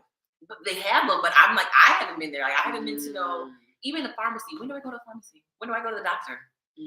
But I went to the pharmacy. I don't go to places like Starbucks. Like they can change. Starbucks. I love Starbucks. Stop. No, the sugar they can keep it. Like I don't.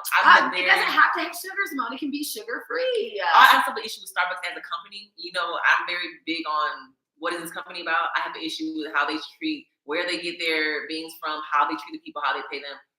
No. Starbucks. No, that's a no for me. I'm telling you, I cannot even think of the last time I've been to a drive-through. I think the last time I've been to a drive-through was to get a COVID test in the States. And before that, I can't tell you.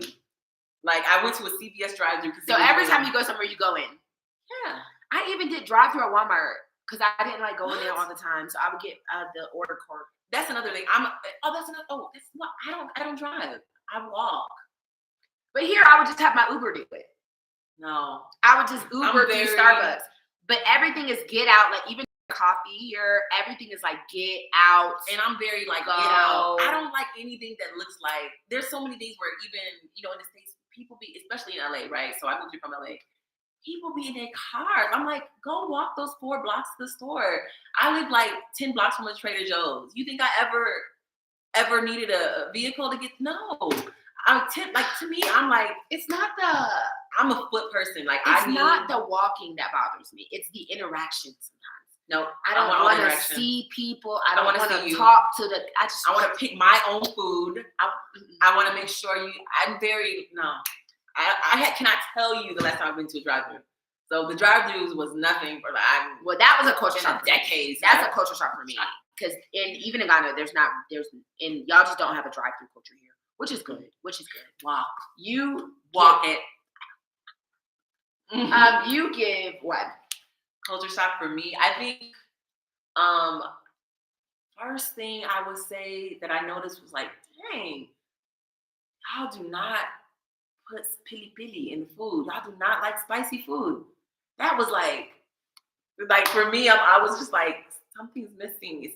It doesn't have the food is something like it needs spice. So that was very surprising for me. And also because I'm, you know, for one, American food is a lot more spicy. You know, our food, soul food, and then West African. So seasoned. West African food also. So it was very interesting to like just have food that just didn't have like a lot of spiciness.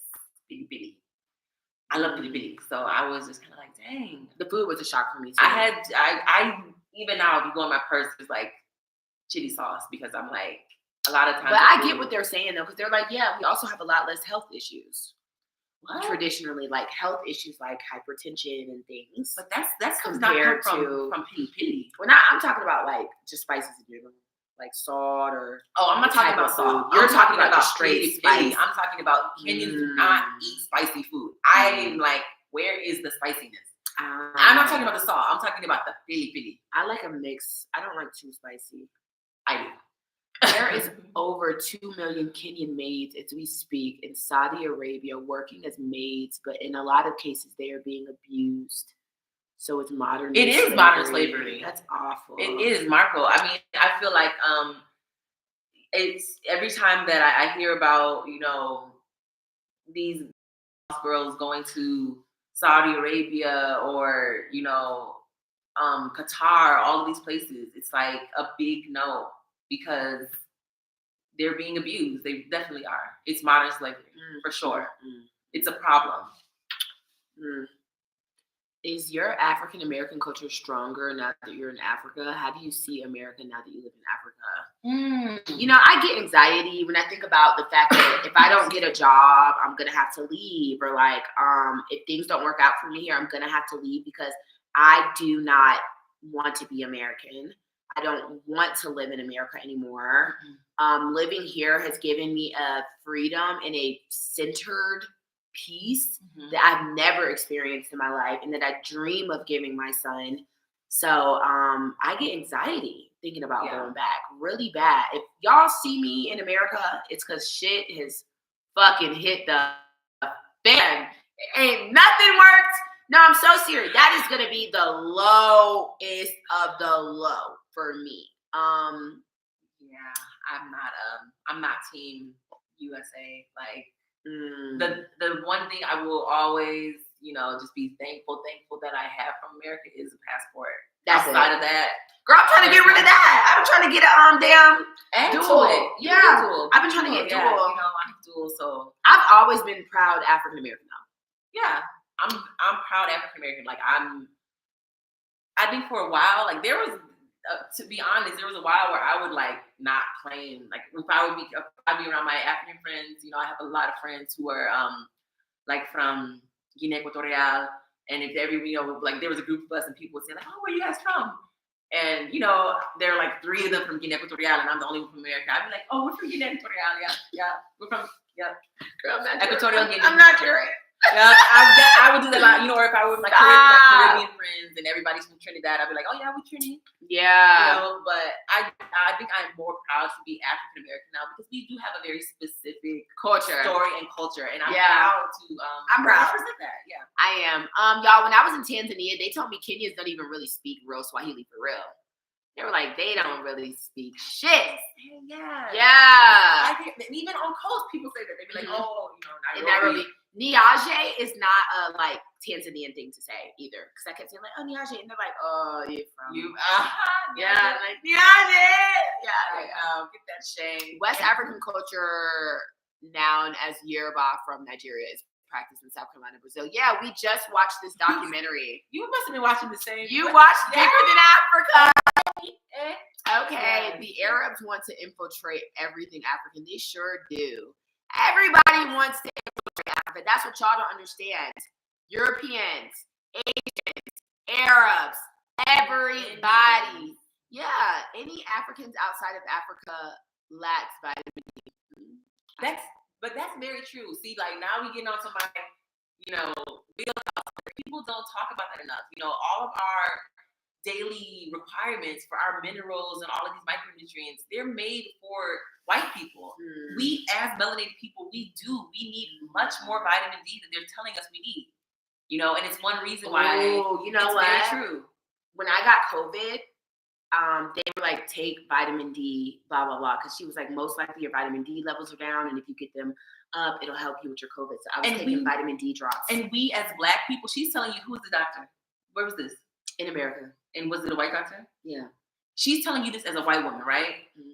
Think about that. I'm telling you, we need like 10 times the amount of vitamin D that white people do. We are like our melanin. It energizes us. It does. And it protects What us. was that thing in Wakanda? Us. What was the vibranium? Yeah, I know what you're talking about, girl. That's all lonely. What? Where are the 2 drive-thrus in Kenya? Because I ain't seen them. I have not eaten at the market. Send me a location to my Instagram and I'll go because I'm really trying to start vlogging, y'all. I'm on a local budget now. That's all right because we need to be on a local budget anyway because we don't need to be supporting any of these people who aren't local. No more Movenpick. Buy Movenpick. Take yourself back. Yeah, I'm on a local budget, so please send me markets or any places that y'all would like me to go. Send it to my Instagram. I need an exact location. Yes. What pleasantly surprised you guys about Nairobi? The clubs, how late they stay open. I was like, damn. Simone can't hang with the gang. Look, okay. First of all, I need sleep. Okay. Simone can't hang with the gang. She needs to go to sleep. No one can hang with Brittany. I be out. Girl, I'm not out by myself. I'm not out by myself. It's other people. I'll be like, okay, at about 5, I gotta go. I like to be in my bed with the birds. We're turning up at 5. Like, Yeah. Yeah, but the clubs are amazing. I will say, me personally, I dance. I love to dance. I'm a dancer. You're my favorite person in the club. You really are. When you put on some music, that's because when the black music comes, sometimes when you're here and certain black songs come on, they don't really like know. And the same thing in Ghana, like they don't really know how to like vibe all the way with it. So, you know what I'm saying? It's just that's the little fun parts. What else surprised you? Well, surprised me, pleasantly surprised. I'm on live with Simone. I'll call you when I'm done. Hi. Okay. What surprised me? I will say, well, I have my favorite new vegetable. What's your favorite vegetable, girl? Mchicha. What the fuck is mchicha? It's a Y'all, Simone is so Kenyan. I can't. What is that? What is it close to? So it's another green, right? But what I didn't know is that it's not just a green, it's a weed. Because I had people ask me before, like, you eat mchicha? And I was like, yeah, like what? And they were like, oh, but that's like a weed. And I was like, I don't care. Like, this is good. Like, mchicha is my favorite. But all kinds of new vegetables I've learned here, terere, punde, kansara. I love all kinds of greens. She is really, really. We need more ladies like you, Brittany. Keep speaking the truth. Thank you. It's cost me a lot in my life, but I'm here. You're still here. I'm still here. You do not want to live in America. Well, obviously there are benefits, but overall not worth it. No, it's not. I like American movies. They are always saving the world from imaginary attacks. Girl, why don't we stop? Can we save the world? Can we save ourselves from a white supremacist shooter? Can we do that once? That would be great. Literally. You don't have to give up your U.S. passport. You can enjoy its benefits. I'm trying to be Kenyan, but Kenya is strict. They make it a little strict. Yeah, they make it a little hard. 2 million Kenyan maids in Saudi. Are you high, bro? I thought that number sounded a little high. I don't really know. I don't know. Maybe I didn't see it said Kenyan. I'm just thinking about the number because I believe that number could be possible, but it would have to be from all over. Yeah, I'm working on my Tanzania versus Kenya video. Well, my Nai versus Dar video is coming soon. I would love to see Brittany in a Nigerian movie. I was just watching this crazy Nollywood movie on Netflix about this girl whose daughter died, and then God called her after she committed suicide. God called her iPhone. So she woke up in the water after she had jumped off the bridge. Now don't tell me God called her. Don't tell me. Girl, I was like, I know they did not just give God an iPhone. Bye, Nigeria. Girl, God, she missed this call, and then he called back. I was like, this is wild. Giving him a droid. Does he have an iPhone 13 Pro Max, or like what's going on? KFC has a drive-through. I've never seen that, but I don't go to KFC. Do you guys ride the tuk-tuk? When I was in Coast, I used to ride like almost exclusively tuk-tuks. Yeah, I do Boda. Well, here they don't really have tuk-tuk. I mean, you barely see. They're not really allowed in the city like that. You see them sometimes, but not barely. allowed. Yeah, they have to be in places where it's not that much traffic. So, in Dar, they were everywhere. Anywhere there's less traffic, you're gonna find tuk-tuks. So you can see them all the time in Coast. I don't vibe with tuk-tuk. I love it. It hurts my breast. I don't have any. So it's bumpy. Like it just be like. I'm representing the like, God damn, y'all. Like it's bump away. No, I like a Boda. It's quick, in and out. Hello. I don't. Flat. She's not flat. You guys, it's giving slim thick. It's giving slim. I see a curve. That's the padding from. No. It's giving slim thick. Wait. Let me do this. Yeah. Oh, girl, you trying to get them super chats? No. No, I'm pretty flat. Girl, save that for your OnlyFans exercises. She's doing an exercise, like a exercise OnlyFans type business. Girl, I'm gonna start. I heard there's a lot of trainers on OnlyFans, so that's what I do. I'm about to be a little fitness guru. Tahuti, yes, she is a beautiful vibe. FBA Nigel, I hope you didn't come here to troll me today. Damn, I missed an hour. Our favorite little bougie baby girl.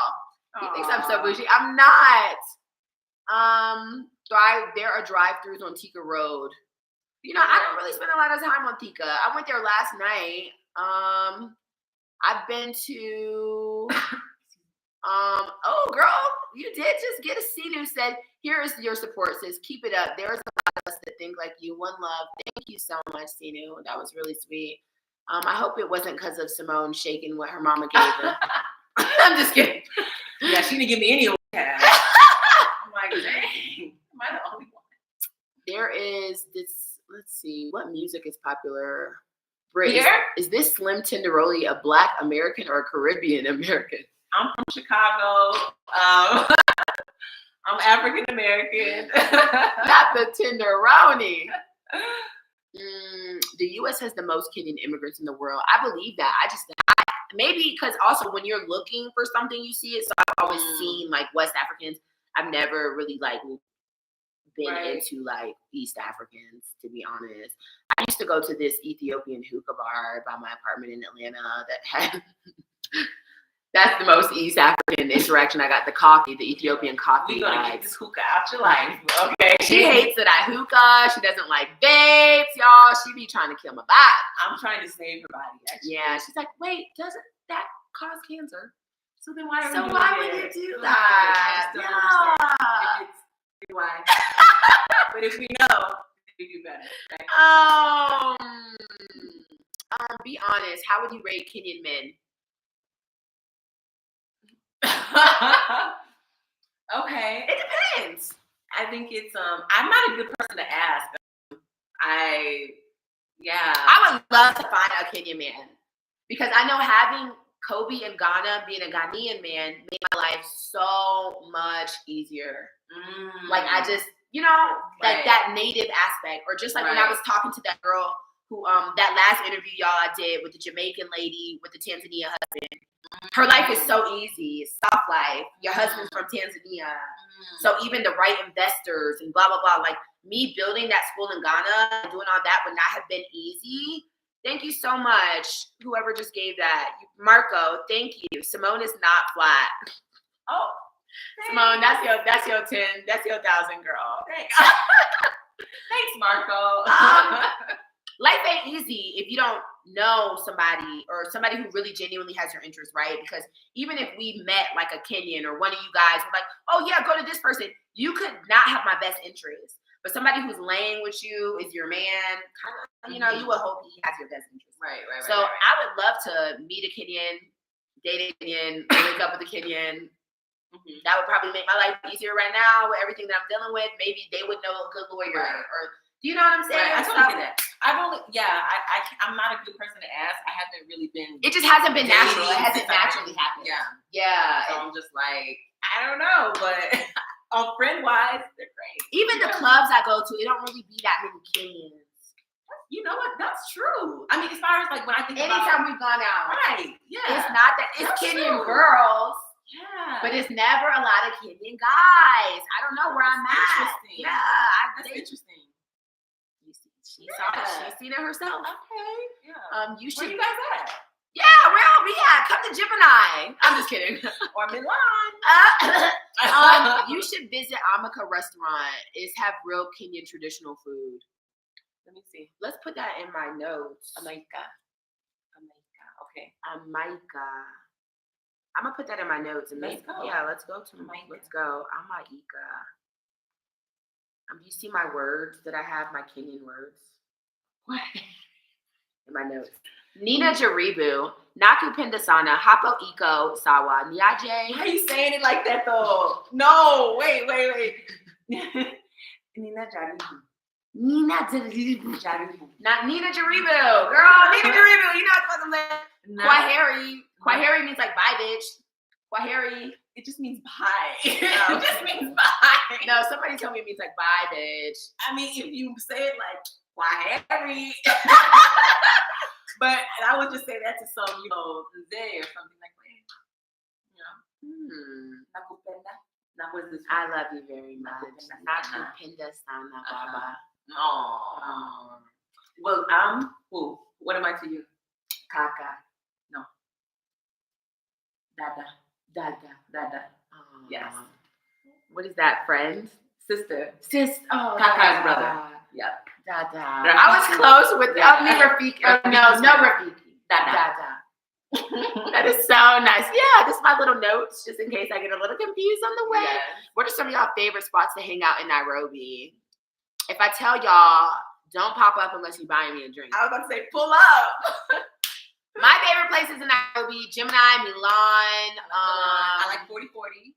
4040 is really good, but they got shut down for a little because of a hookah violation, because people be sneaking. I used to go to bar next door, but honestly, it's a little childish for me. I didn't like the vibe. I don't like what's Numero. Alchemist is like dead because too many of my students be at Alchemist. Kenya be letting these white kids do anything out here. They be in the club. They be drinking. Alchemist is full of high schoolers from all over Nairobi getting drunk. And as a teacher, I can't engage. So I stopped going there.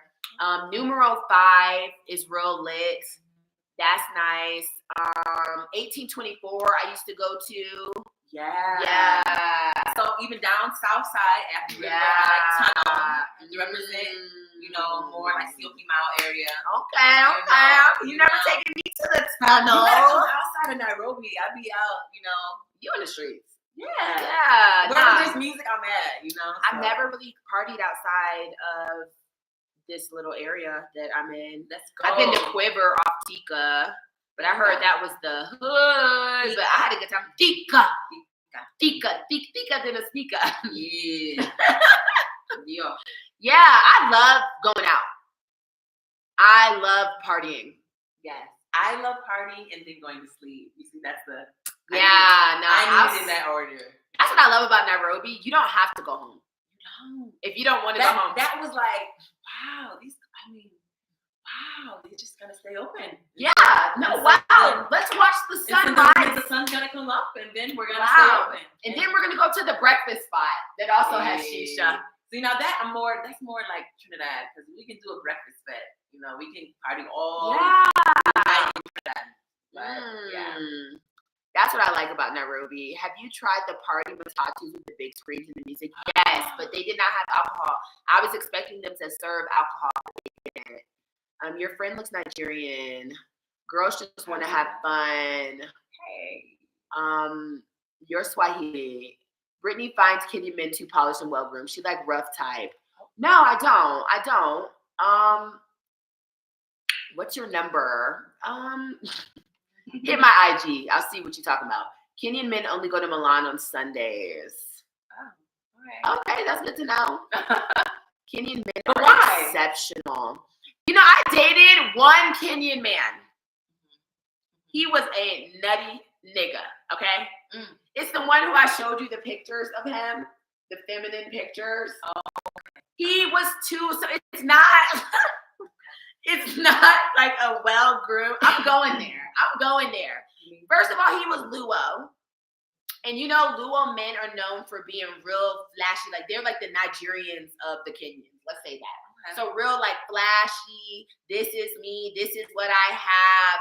And he was really like that. So I'm the type of person, me and somebody was just talking about this. I could have so much money and I'm still on my Instagram posting pictures of me on a boda, me on the side of a street, standing next to this. I'm not impressed by all that. And that's not what I find beautiful about Africa. I get that. You know what I'm saying? I get that. So he would take like a picture every day with his Mercedes, y'all. Every day. You have a Mercedes. We know. You don't have to take a picture every day. That's not attractive. It's not attractive. He's just too into clothes, too into this. But like when the little boys, street boys, would knock on his door, he like wouldn't even give a shilling. But you buying bottles every day. You got all this designer. I remember one day he was like, "Oh, I know you've probably like never." I went to his apartment. He was like, "I know you probably never been to an apartment like this." And this is when I was staying in my apartment. So I was like, "Boy, this is my closet. Are you okay? Why are you talking to me like that?" So I don't know. It was just like a weird situation. And then like he was just doing a lot. I don't know, y'all. It was that was my only interaction with Kenyan men. And then he took this picture laying down, y'all. I'm going to show y'all. I sent it to Simone. Like, is this gay? There's nothing wrong with being gay. He took a picture like this, like with his feet up, like this, like laying down on the bed. And I was like, yo, I don't know if men are supposed to lay on their stomachs with their butt up and their legs in the air on Instagram. You know, I don't really know if that's my 2022. vibe. I don't care. Girl, don't it's 2022 me. Do not it's 2022 me. So, you know, maybe, you know. So, we had to dead that. Yeah, so that's dead. What's your number? Can we meet tomorrow? Hit my Instagram. She's a supermodel. She used to model. She did used to model. Let's meet tomorrow. Sure. You can take me out to lunch. Hit my Instagram. I'm a female and love my Black men. Me too, sister. Music in Kenya. I'm learning Kenyan music. I'm learning Kenyan artists. I actually just met, a while ago, I met Prezzo, which I think used to be like a good popular Kenyan artist. She's like, I think maybe Prezzo. I know. I listen to Saute Soul. Sauti. Girl, you know what the fuck I'm I love Sauti Soul. So. Yeah. You Kenyans know. and Ethiopians are in DC a lot, not Tanzanians. I've never met a fucking Tanzanian in America. Have I? Never. I don't think so either. Yeah. Angola is dope. We don't have Tanzanians in the U.S. Yeah, it's not really that many Tanzanians in the U.S. at all. Very arrogant. Favorite places, Pawa 254. That's just the place. Thank me later. Put that in our notes. Kenyans love alcohol. Listen. Oh, yeah, they do. Y'all can drink. Oh, yeah. I've never drank this much until I moved to Kenya. I'm serious. I'm lying a little. I don't know. Well, I'm like, I don't drink any differently. I still have my little one drink. I be drinking in the club with these Kenyans. Best shisha spots in Nairobi. Malo Malo has the best shisha. It's an Ethiopian barbecue spot with a cute little shisha place. Pawa 254. Okay. Kenyan men know how to attract Western women. Posing with his feet up, that's mad sus, bro. It was such a sus situation, like really sus, really sus. Luo men are flashy but treat women better. And then he also kept like alluding to like me giving him a visitor's pass. Yeah, and like he was like, oh, I have so much money, like we can fly you home together. I would love to meet your family and we'll get a beautiful hotel there and we can even go to Giraffe Manor before we go to America. But I just need like a pass. I don't like when, I don't know.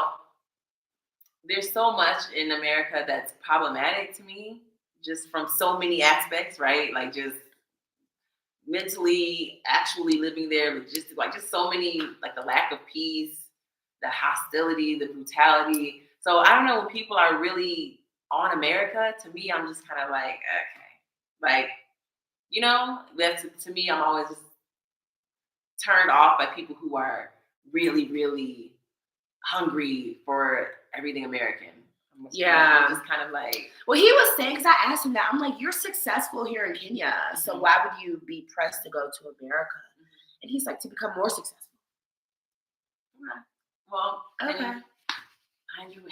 I don't know. I'm like, I don't want anything to do with. Yeah. The only thing I want to do is go see my mom and come back to the continent. So say you fell in love with a guy and he just really did want to like not even live in America, but get citizenship. Would you help? He's from where? He's here and he wants citizenship in the States. Mm-hmm. Well, if we're together, like I want us to have everything together. You know, I want him to have citizenship there and me to have citizenship here. For logistics and ease, right? Yeah. But I definitely don't want to be. I'm not gonna be living in America. Like, no, thank you. That's never the goal for you. No. Prezzo is hilarious. His interview. Kenyan girls are very pretty. Why go outside to look for worse? Well, damn. Ugandan girls complain about their men, not loyal Ugandan men. No, we don't love alcohol. It's the alcohol that loves us. Ugandans drink more alcohol. Okay, damn, Uganda. Between East and West African weather, which one is better? East. For me, West, because I like hot. I like it hot. Nairobi's cold to me. Like, I like it hot. Hot. Yeah. I love Nairobi. What is the WhatsApp group only for expats that are living in Nairobi, or do y'all accept people that are visiting as well? They accept visitors. Yeah. It's just it depends on the vibe. Yeah, it's just anybody. I mean, yeah, we definitely accept visitors. I can't believe it's Friday and you are at home, Brittany. Is it Friday? No, it's Thursday. Honestly, I go out Monday through Monday, so I'm shocked that I'm home too. I just haven't been in the mood to party. It's Thursday night. It's Friday now, but you know. Usually I'm out. We'll go out tomorrow. Yeah, I just have not been in the mood, y'all. I'm really in a funk. I am in a funk. I have not been in the mood, and I don't like my hair, to be honest. So I feel like I just am not in the mood to like get dressed. Yeah, Simone, your mom wants to come to Africa. Actually, she wants to see me, but she's told me very clearly she's dreading the flight. Like, she doesn't want to do the flight. She has issues with her legs and like sitting down. She has sciatica, so she's just kind of like, can you just come home and see me? So that's what we've been doing so far. But yeah, eventually she does have to come over here because I want her to see, I want her to see Kenya. Yeah. Do you think she would ever do like Tadre's mom and like move? I think she would move wherever I have kids. She would be like, I'm coming. He just made a good point, girl. You may need to leave soon. I'm not even joking because it's about to get cold as hell. Oh yeah, but I was just saying, like, let's go to coast. Like, I was here last summer, and I was just like, well, like July. I got here in July. That's when I first moved to Nairobi. It was July, and it was like freezing to me. Let me just, girl, it was freezing. Yeah, it was freezing. And now I know I'm from Chicago. I don't want any jokes. Somebody's like, wait, I thought she was from LA. Oh, I moved here from LA. So I spent my adult life in LA, but I was born outside of Chicago. Yeah. So I grew up, as far as my childhood, it was like cold and in the snow and like scraping ice off the car and stuff. That's how my childhood was. As soon as I could, I left that, right? So I haven't lived in cold weather for a long time, right? I moved to Kenya from LA. But yeah, I don't like the cold. I don't like anything under 25 degrees is cold to me. Under 25 degrees is definitely, that's under freezing. No, Celsius, girl. I was about to say, I do not do American. Sorry. Oh my God, you're too bougie for me. I can't even tell Celsius. Under 25 degrees, I'm cold. Like, what is 25 in Fahrenheit? 25 is like, that's like pain. If you say 60s, I'm gonna go off. No, it's higher than that. Okay, so 20 degrees is like 70. Yeah, so like it's like high 70s. I don't like it. Like, that's so anything under 80 degrees makes you uncomfortable. Yes. If I see the weather and it's gonna be like 24 degrees, I'm like, shit. I just loud. Like, so how did you teach yourself to think in Celsius? That's a good question because I don't know. Oh, I've also lived in Europe. So yeah, I don't know. I've been Celsius for a while. Like, even when people ask me my height, I know, like, I don't know grams or meters. Yeah, I do. I moved. She's a woman of the world. Sarah, thank you. My hair, I'm getting used to it, but it's heavy. I feel like it's not parted right. I'm not into it. So Simone, thank you. Does your mom know where her grandma is from, for example, or are y'all all from the U.S.? Yeah, we're all from the U.S. But she knows that her grandma was like born in Alabama on this plantation. That's what most of us know. But we were a slave here. Right. So like my family was freed from South Carolina. So I was born, my whole entire like family is from South Carolina. Our plantation was in 96, South Carolina. I can tell that we were Irish because Caldwell is an Irish last name. So all I can tell you is that my plantation owner was Irish. And so it's with my mom's side, her maiden name was Morgan. So it's like, okay, we know that there's German because that's a German last name. So we know that there were some Germans raping them. But as far as, like that's our history where it's like, where were we slaves? So we don't, I'll never be like, oh yeah, your great grandma was born on the Benin coast of, no, that's too far back for us. We don't know. Yeah. What part of LA, Simone? So I lived all over in LA. I started out, first time I was there, I was in Park La Brea, so like mid-city. I lived in Koreatown. I really liked it there. Lived in WeHo, West Hollywood, kind of was all over LA. I like LA. I was in Inglewood for a hot second. Yeah, so LA. Luo men are Nigerians. They are. Have you been to the ice rink in Nairobi? No. Panari Sky. Oh, but I know where it is. It was closed down for a minute because of COVID. I know when I tried to go, they weren't operating because of COVID. But we'll see. Maybe, now the restrictions have been eased. Let's pull up. Maybe we can go. How is your son doing, Brittany? He's really good. Actually, me and his dad were just chatting today because we're going to get him a Dalmatian puppy for his birthday.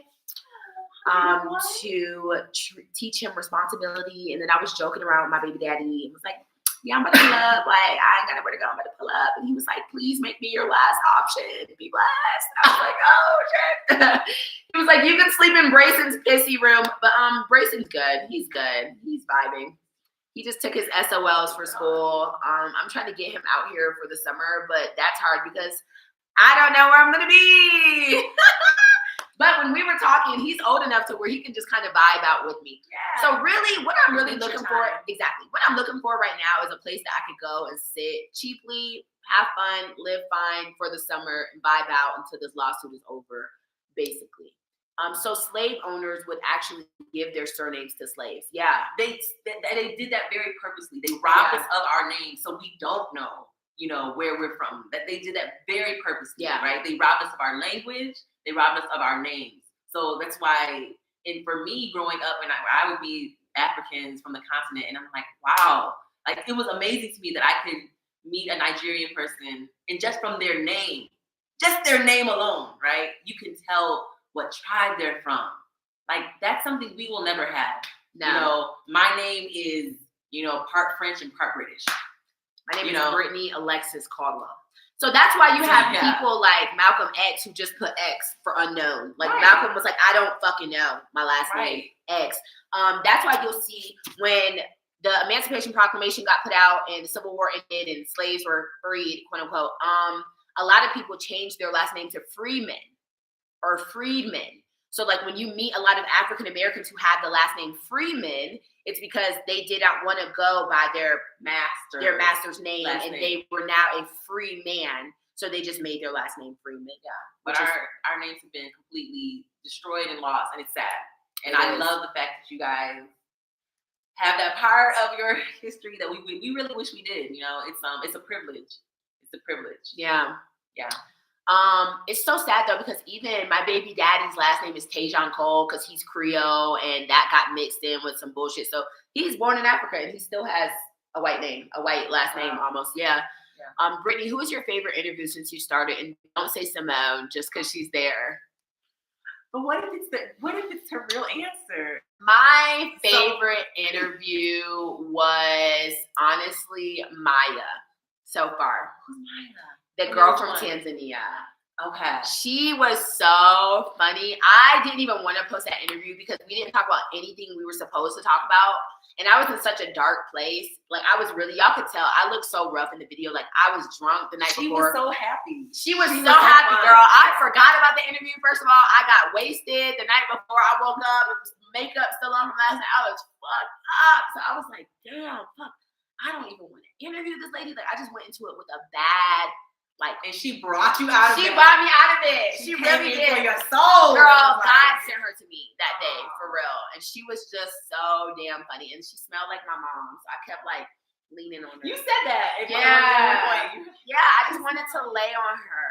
So she's my favorite. And then my second favorite is Tadre. Yeah, that was a good one. Yeah, Tadre. So your grandma's grandma would know which place from Africa they're from. No, that's how long ago they took us, right? Before Kenya was a country, before Ghana was a country, before Nigeria was a country, That's when we were taken, right? So it's like, no, they wouldn't know. We didn't even have the countries. The countries we're talking about, where are they from? They didn't even exist. Yeah. They didn't even exist when they took us, right? So no, they would not be able to tell you like, oh, we're from Nigeria. That didn't exist in, and they did. 50. Slave masters did really well. So say even our grandparents did write down the histories when they first got here or something. They did very well at erasing all of these things. Very and then deliberate. Also, as y'all were saying, back then, it wasn't no such thing as like Ghana, Nigeria, this. So it's like they maybe could tell you like the tribe, but there's no like name at that point. Like I'm Ghanaian, like right. You know there what I'm was saying? no Ghana. There was no like when they took us. It was literally that far ago where it was like you had a tribe, but the concept of a place that was called Nigeria, like that wasn't there. Yeah, that was made. It was fabricated. It's a social construct. Is LA really that bad with the homeless? It's terrible. Yes, it's really. I just showed her a photo, and I said, "This is the most traumatizing thing I've seen since I was in LA." Y'all, I've seen more homeless people on the street in America than in Africa. For sure, hands down. It is ghetto. Hands down. For real. I've given more money to people on the streets in America. No comparison. I've seen people literally walking down the street, whatever, with the bag, about to go to groceries or something. I've seen people take down their pants. walk over the sidewalk and take your shit. Like I've seen, you see all kinds of stuff. Like, should I even show that photo I just showed you? I think you should. Pull it out, girl. It's trifling. Okay. It's a lot of people who be on the streets, y'all, for real. American homelessness, that's one thing my ex told me when he first got to America. He was like, I would never think the way that it is in the movies that like it would be ghettos that look like this. Like this is the hood. Like it be the hood. You sometimes be in the hood. Simone, you ain't got no Mississippi folk. I know a lot of y'all Chicago folk originally from the SIP. Yeah, I do actually. I do. I do. My dad is from Mississippi. You're a prophet reader. FBA natural. You should visit Kwamate in Nigeria. It's cool, chilling spot. Even the cookies are of high quality. Ooh, where? Cookies. Kwamate in Ngara. Ngara. That's here in Nairobi. Yeah, I used to live in Ghana. Mm-hmm. Okay, Kwamati. I'm gonna put that on my list. Here, here's the phone. Yeah, thank you. The list of things for us to do. Kwamate in Ngari. Dang, I can't see, girl. Kwamate. Yep. That's a vibe. I'm gonna pull up. I love that. I'm gonna pull up and let you know how the cookies taste. Go to North Kenya and Turkana or the coast for good weather. Brittany, it was so interesting when you mentioned the lack of patriotism of African Americans. I've seen a lot of African in Africa repping the African country they live in, period. Yeah, because we don't give a fuck about America, honestly. Because they don't give a fuck about us. Yeah. To be really honest. They don't. And they've made it very, very clear. They not only tell us, they show us. They do not care about us. When will you sleep? It's 3 there. Due to my what do you want? Yeah, I just be up all night chilling. My last name tells my tribe. Exactly, right? And that's what we don't have. Our last names tell our owners. African Americans can go back as farther than a lot of Africans. That makes me sad. I don't know if that's true. This is why it's so important to have this type of education in Africa so our people can be aware. I really would love to teach African American history to different schools in Kenya. I would love to be an African American / African consultant who teaches African history to African Americans and African American histories to Africans. That would be bomb. And that bridges gaps. I'm going to call it Bridging the Gap curriculum. My surname is German, but it actually sounds really African. What's your surname, babe? Dark Thoughts. Oh, Travis, don't have dark thoughts. Wow, Brittany, so educative. I know a Morgan Freeman. Yeah. Freeman, yeah. Freeman. How would you compare Kenyan women to American women? How would you? I feel like they're pretty. Let me see. I feel like Kenyan women are more strong in headset than Tanzanian women. That's for sure. I appreciated Kenyan women. I saw the way that these Tanzanian women be groveling at these men's feet.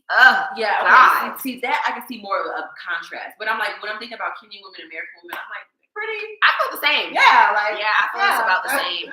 I mean, out here in Nairobi, I can say Nairobi girls are out here for the bag. They're looking for the bag and they're looking for a way out. A lot of times they want foreigners.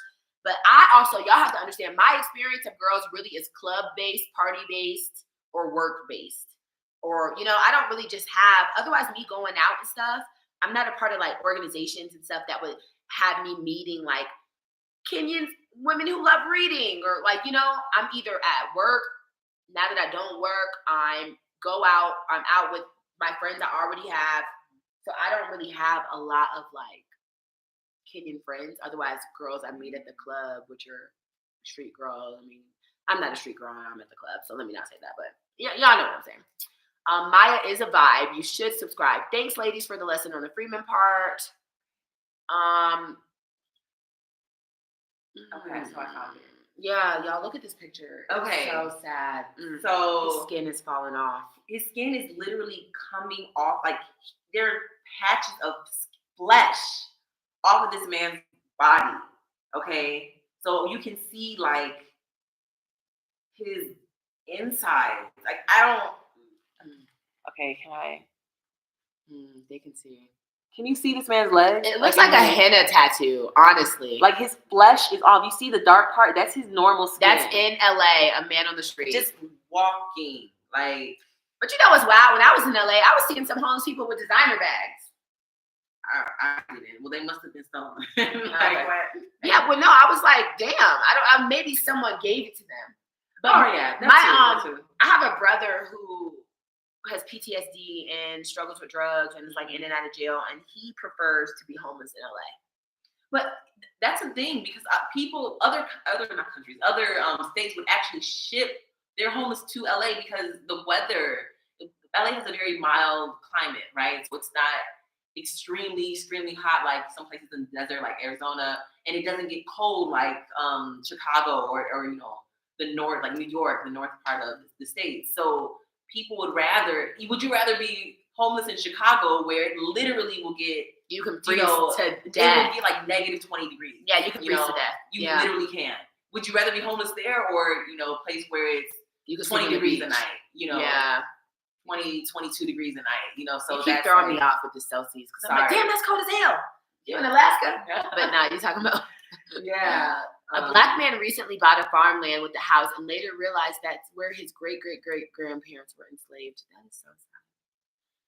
Yeah, they did a number on us. Brittany, are you still doing the school project in Ghana? I'm raising money for them. I'm writing a grant right now, but like I said, I've honestly put Ghana on a halt and I'm trying to transfer out to me because it just becomes too much. So at this point, it's about me and my organization called Will's Classroom. It's not necessarily for Ghana. It's just wherever I choose to do the school, but that grant is processing.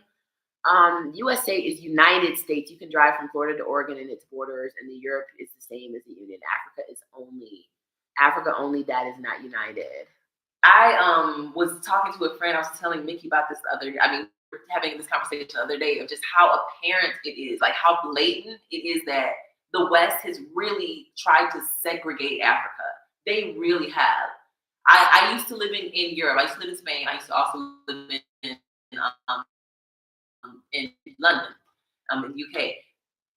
The tickets that you can get, I could fly from Spain to Paris to Germany. Like you can get tickets for like 39 euros, 65 euros, 70 euros, 29 euros, depending on where you're going. It's like they make it easy. They want Europeans, young Europeans, especially, but old Europeans in general, they want Europeans to be able to move around, see other parts of Europe. They make it easy for their children to do exchange programs, going to other countries for school, Erasmus, that's a program they have where you can just exchange. They make it easy. They want them to be interconnected and be united and know other areas of Europe. They want them to do that. It's very big on the agenda. And just like it's very big on the agenda here to make it difficult to move around Africa.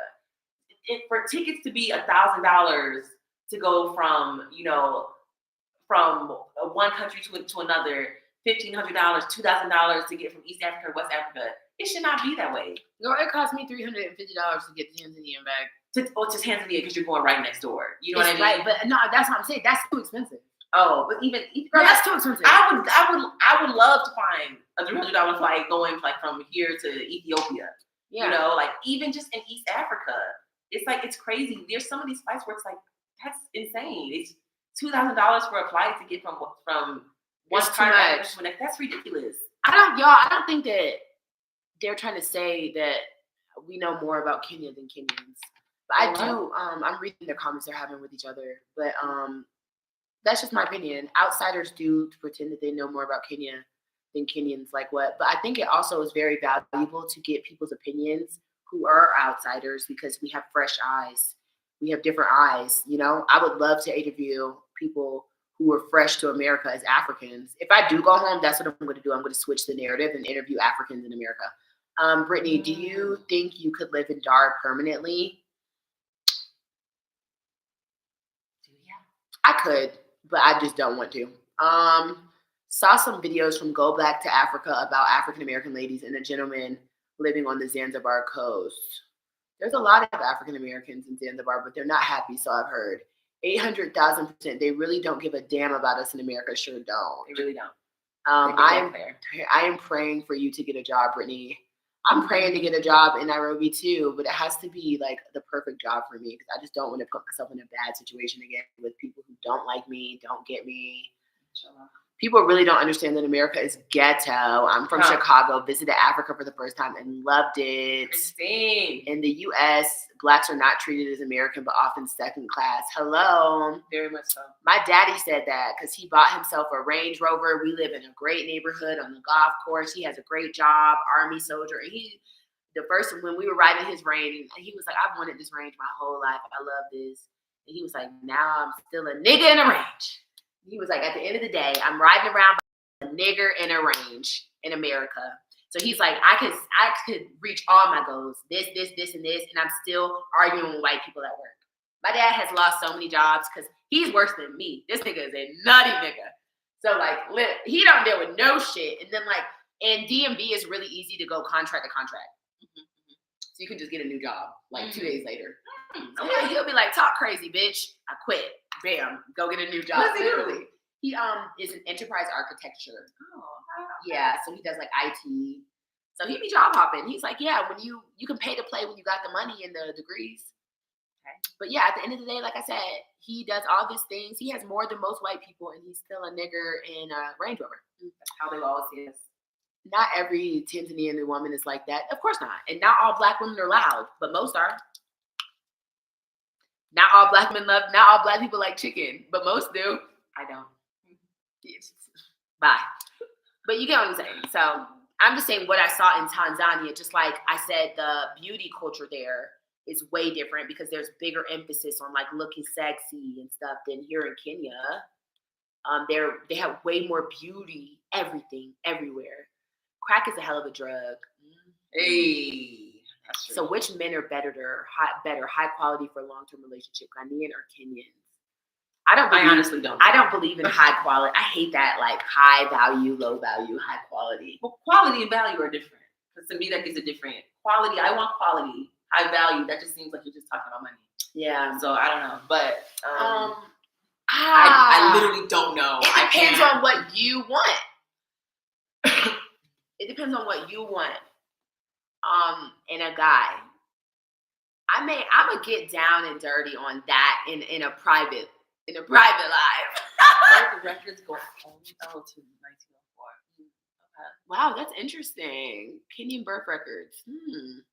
Homeless in LA, you could probably rate 100 USD a day per panhandling. Yeah, probably more than that.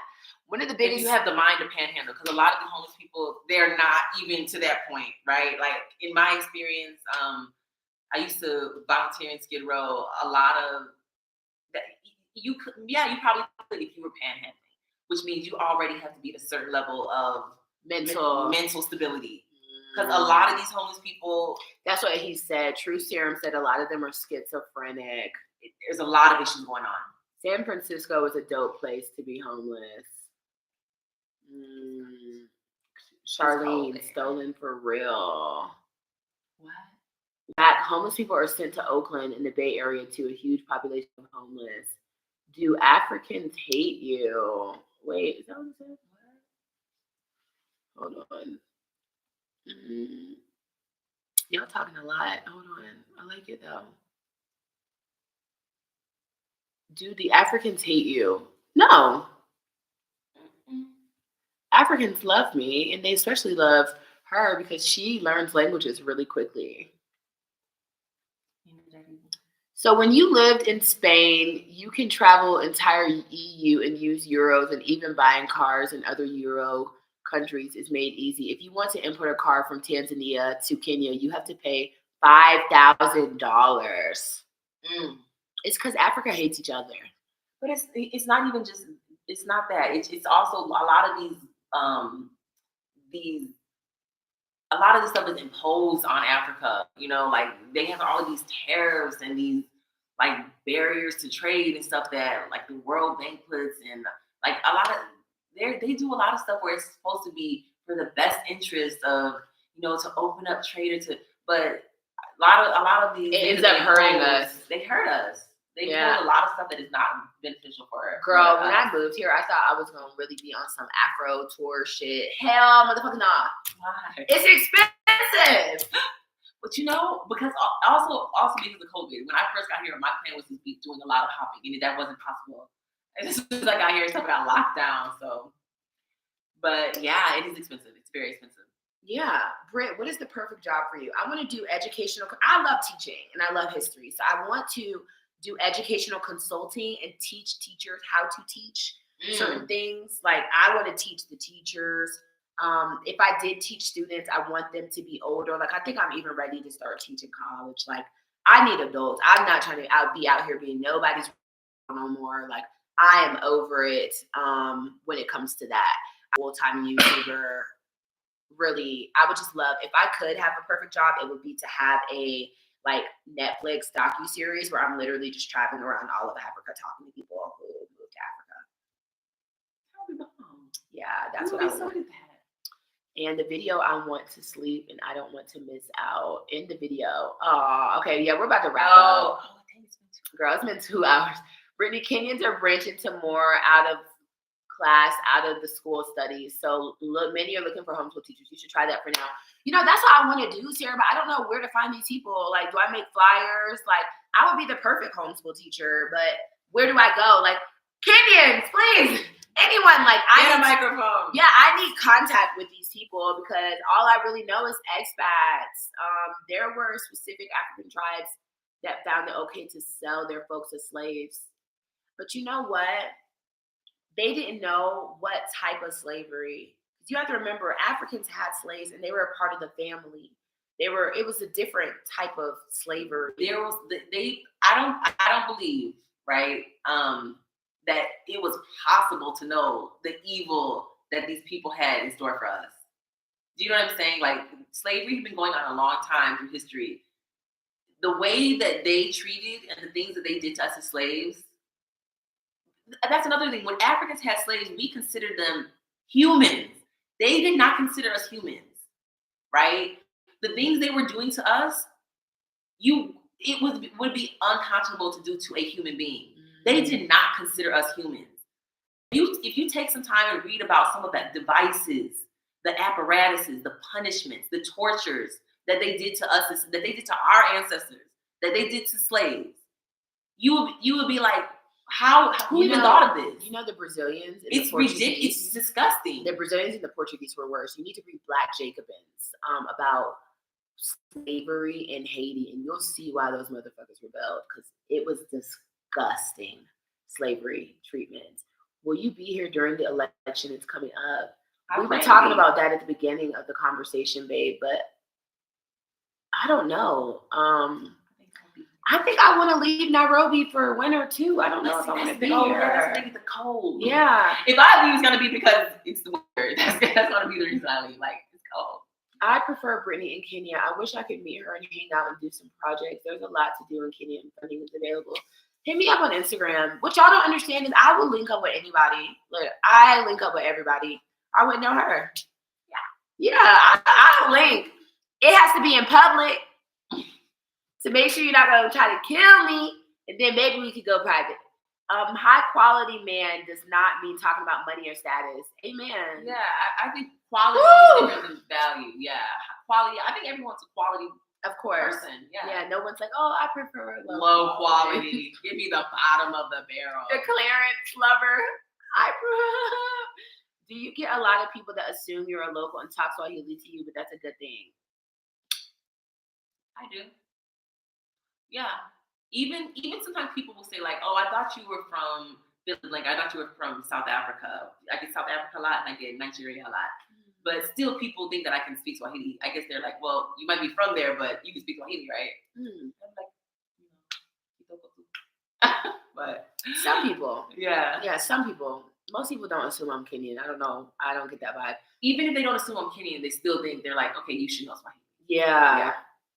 I want to get an apartment in Kenya for a month. Do you suggest getting a short-term place for a few days and then looking into a long-term place? I also want to visit Rwanda. Christine Wack, hit up my Instagram. That's a conversation because there's a lot I have to say about that. So hit me up on my Instagram, Brittany in Africa, Brittney. Brittany, don't judge. You have been in Dar es Salaam for less than a month. Not all Tanzanian. I'm Tanzanian, married to a Tanzanian man.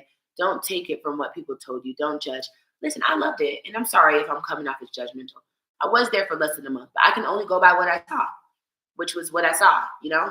But no, Bertha, you should have hit me up when I was in Dar es Salaam then. Huh? LA is the city of angels. Thoughts on Andrew Kibe? What's going on with him?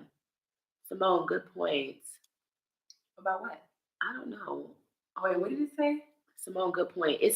These are outdated comments. Oh, Brittany, watch Julian Albino's last YouTube videos. He lives in the Westlands. He makes a good interview. I'll hit him up. Everyone keeps saying his name. I'm gonna hit him up. I guess East Africans women's win in both sides. Our East African brothers love us. West African brothers love us even more. But you know, West African men really marry West African women and have their families as well. Brittany, do you know the capital of Tanzania? It's not Dar es Salaam. That I do know. It's a different city. I don't. I'm not sure actually. It's a different city, but Dar is not. No, it's not Arusha. It's like it's a totally different city where all of the government housing is, but no one really lives there. Yeah. It's so funny when people places make the capital but not the city. Yeah, Simone always makes good points. Are you girls single and free to mingle? We can mingle. Yeah. We're happy minglers, we can mingle with people. It's Dodoma City. Yeah, that's what it is. Dodoma. All right, you guys, we're about to wrap up. Any last minute words? It's been so fun. I'm glad we got on live because we were just chilling. Yeah. Single, depends on who asks. I am taking a break from dating. I'm exhausted. I feel you. Yeah, I'm jet lagged of dating. I just can't anymore. You were to interview T3. What happened? I did interview him. I just haven't posted it. I haven't edited it. I still have 2 videos from Zanzibar. Woo! I didn't go to Zanzibar. From Tanzania that I need to post. Thoughts on Kevin Samuels. Rest in peace, Kevin. Rest in peace. Yeah. He was a good man. He had good intentions. We all get caught up in clicks and likes, trolling. I will say this about Kevin Samuels. If people agree with him or didn't agree with him, we have got to do better with our health. And we've got to do better. But yeah, he was sick. He's been sick since childhood, though, I think, since like his teen years. Even that, right? So even knowing that, and still you would see him constantly drinking those Red Bulls. Like, that's been proof. Like, this is what I mean when I say there's certain things that we have proof of, right? If Red Bulls have been proven to give heart issues and like they're not healthy. There's so many reasons why Red Bulls and some of these energy drinks, like they should not be in our diet. I drink Red Bulls. You shouldn't. I've been tired. It doesn't matter. There's literally foods. Our food should be our medicine. There's so many foods that will help you with energy, vitality. I drink Red Bull and vodka. Someone said Red Bull and alcohol is deadly. That is my go-to drink. Red Bull and vodka. This is what I mean. No, like babe. Hookah. Bye. Ah! You know?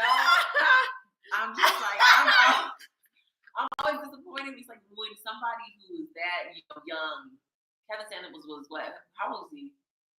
He was not even 50. He was like 48. Was he? I thought he was like 50. Maybe I'm lying, girl. I thought he was in his late. He was around 50, right? That's way too young. Like that did not have to happen.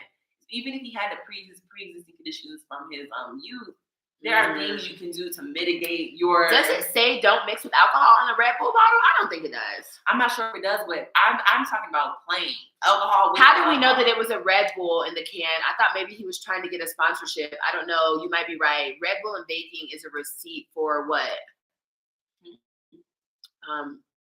They're saying that how do you know that it was Red Bull? Well, I don't know who would open up cans of Red Bull every day just to pour water in them. Like yeah, who would do that? No, Kevin Samuels was like 57. Really? Oh, okay. But even that 57, I mean, as far as death, that's young. Like that's young. That is young. I just want us to do better with our health in general. I mean, across the board as Black people. They're so funny. They just plug Rita. Brittany, Christine, you're so funny. Brittany, your friend makes those vitamin drinks. Let her help you get off the Red Bull. Yes. Rita! Yes.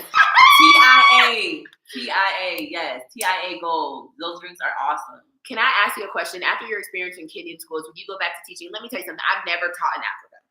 That's all I'm going to say. I never taught in Africa. I was teaching at a non-African school. So we're not throwing any shade to Kenyan schools. I've never taught at a Kenyan school. I taught at a school that was in Kenya. That was majority, not Kenyan. Yeah, exactly. Young kids have died from heart attack from those mixers. They're very cool. I mean, there's so much documentation on how bad they are for your heart. Rum and Red Bull is quite tasty, no cap. Amen. I wouldn't know. It is. Congolese music is the best, y'all. Congolese be getting down. I just missed my little Congolese class today. I do a Roomba. Jameson Sprite is lit. I'm not a whiskey person. I'm really a vodka person. Kenyans, y'all love y'all some gin. How did we get to we were talking about what not to drink. Now we got all the whole cocktail list in the Kenyans love gin. That's one thing I noticed when I got here. I have never been to a place that drinks so much damn gin. Oh my God. Gin is not good. Yes, the school I taught at was just a building in Kenya. Dang. Whoever said that? 2 snaps. Yes. All right, I gotta go because y'all just gonna keep me talking. I'm gonna just be rapping, y'all talking, I'm talking. It was nice. Gin is disgusting. It is very disgusting. And then they be drinking like beef eaters and like it just gets wild. Eater. That's that one British guy on the bottle, right? I think he would love to teach in the Kenyan national schools, like Alliance High School, just my opinion. We'll see. We will see. Like that. Yeah. Like that. I would love to teach at Kenya High School for all girls. You'll be good at that. Hello, ladies. All right. Hello, Hello. Brittany, do you plan on being fluent in Swahili in the near future? Pole. Take it slow. Mm-hmm. Favorite drink in Kenya changes seasonally. Used to be whiskey, now it's gin since COVID. It'll change again. Simone, you should try the Muratina. It's a very nice energy drink. I don't know about energy drinks. I like to get my energy from food. I'm funny, y'all. I'm funny. She's I like funny. To stay away from things that are natural. I'm just like, let me go out, get some lemongrass from my little garden. Yeah. Make a little shot. I feel energized. It's all That's in all your I head. need. It's all in your head. Yeah. I'm addicted. I'm an addict to caffeine and nicotine. Well, we're gonna change that. So hey. Do you feel as though the English language handicaps you to learn other language? She knows so many languages. Yeah, la la poa, you guys. We got to get in this. I'm just going to keep talking. La la poa to my friends. I will see you guys next time. Thank you for joining us, Simone. Sleep tight, you me Rafikis. You need to leave caffeine alone. I'm trying. That's probably why I'm up right now, but it is what it is. Bye, you guys. Bye.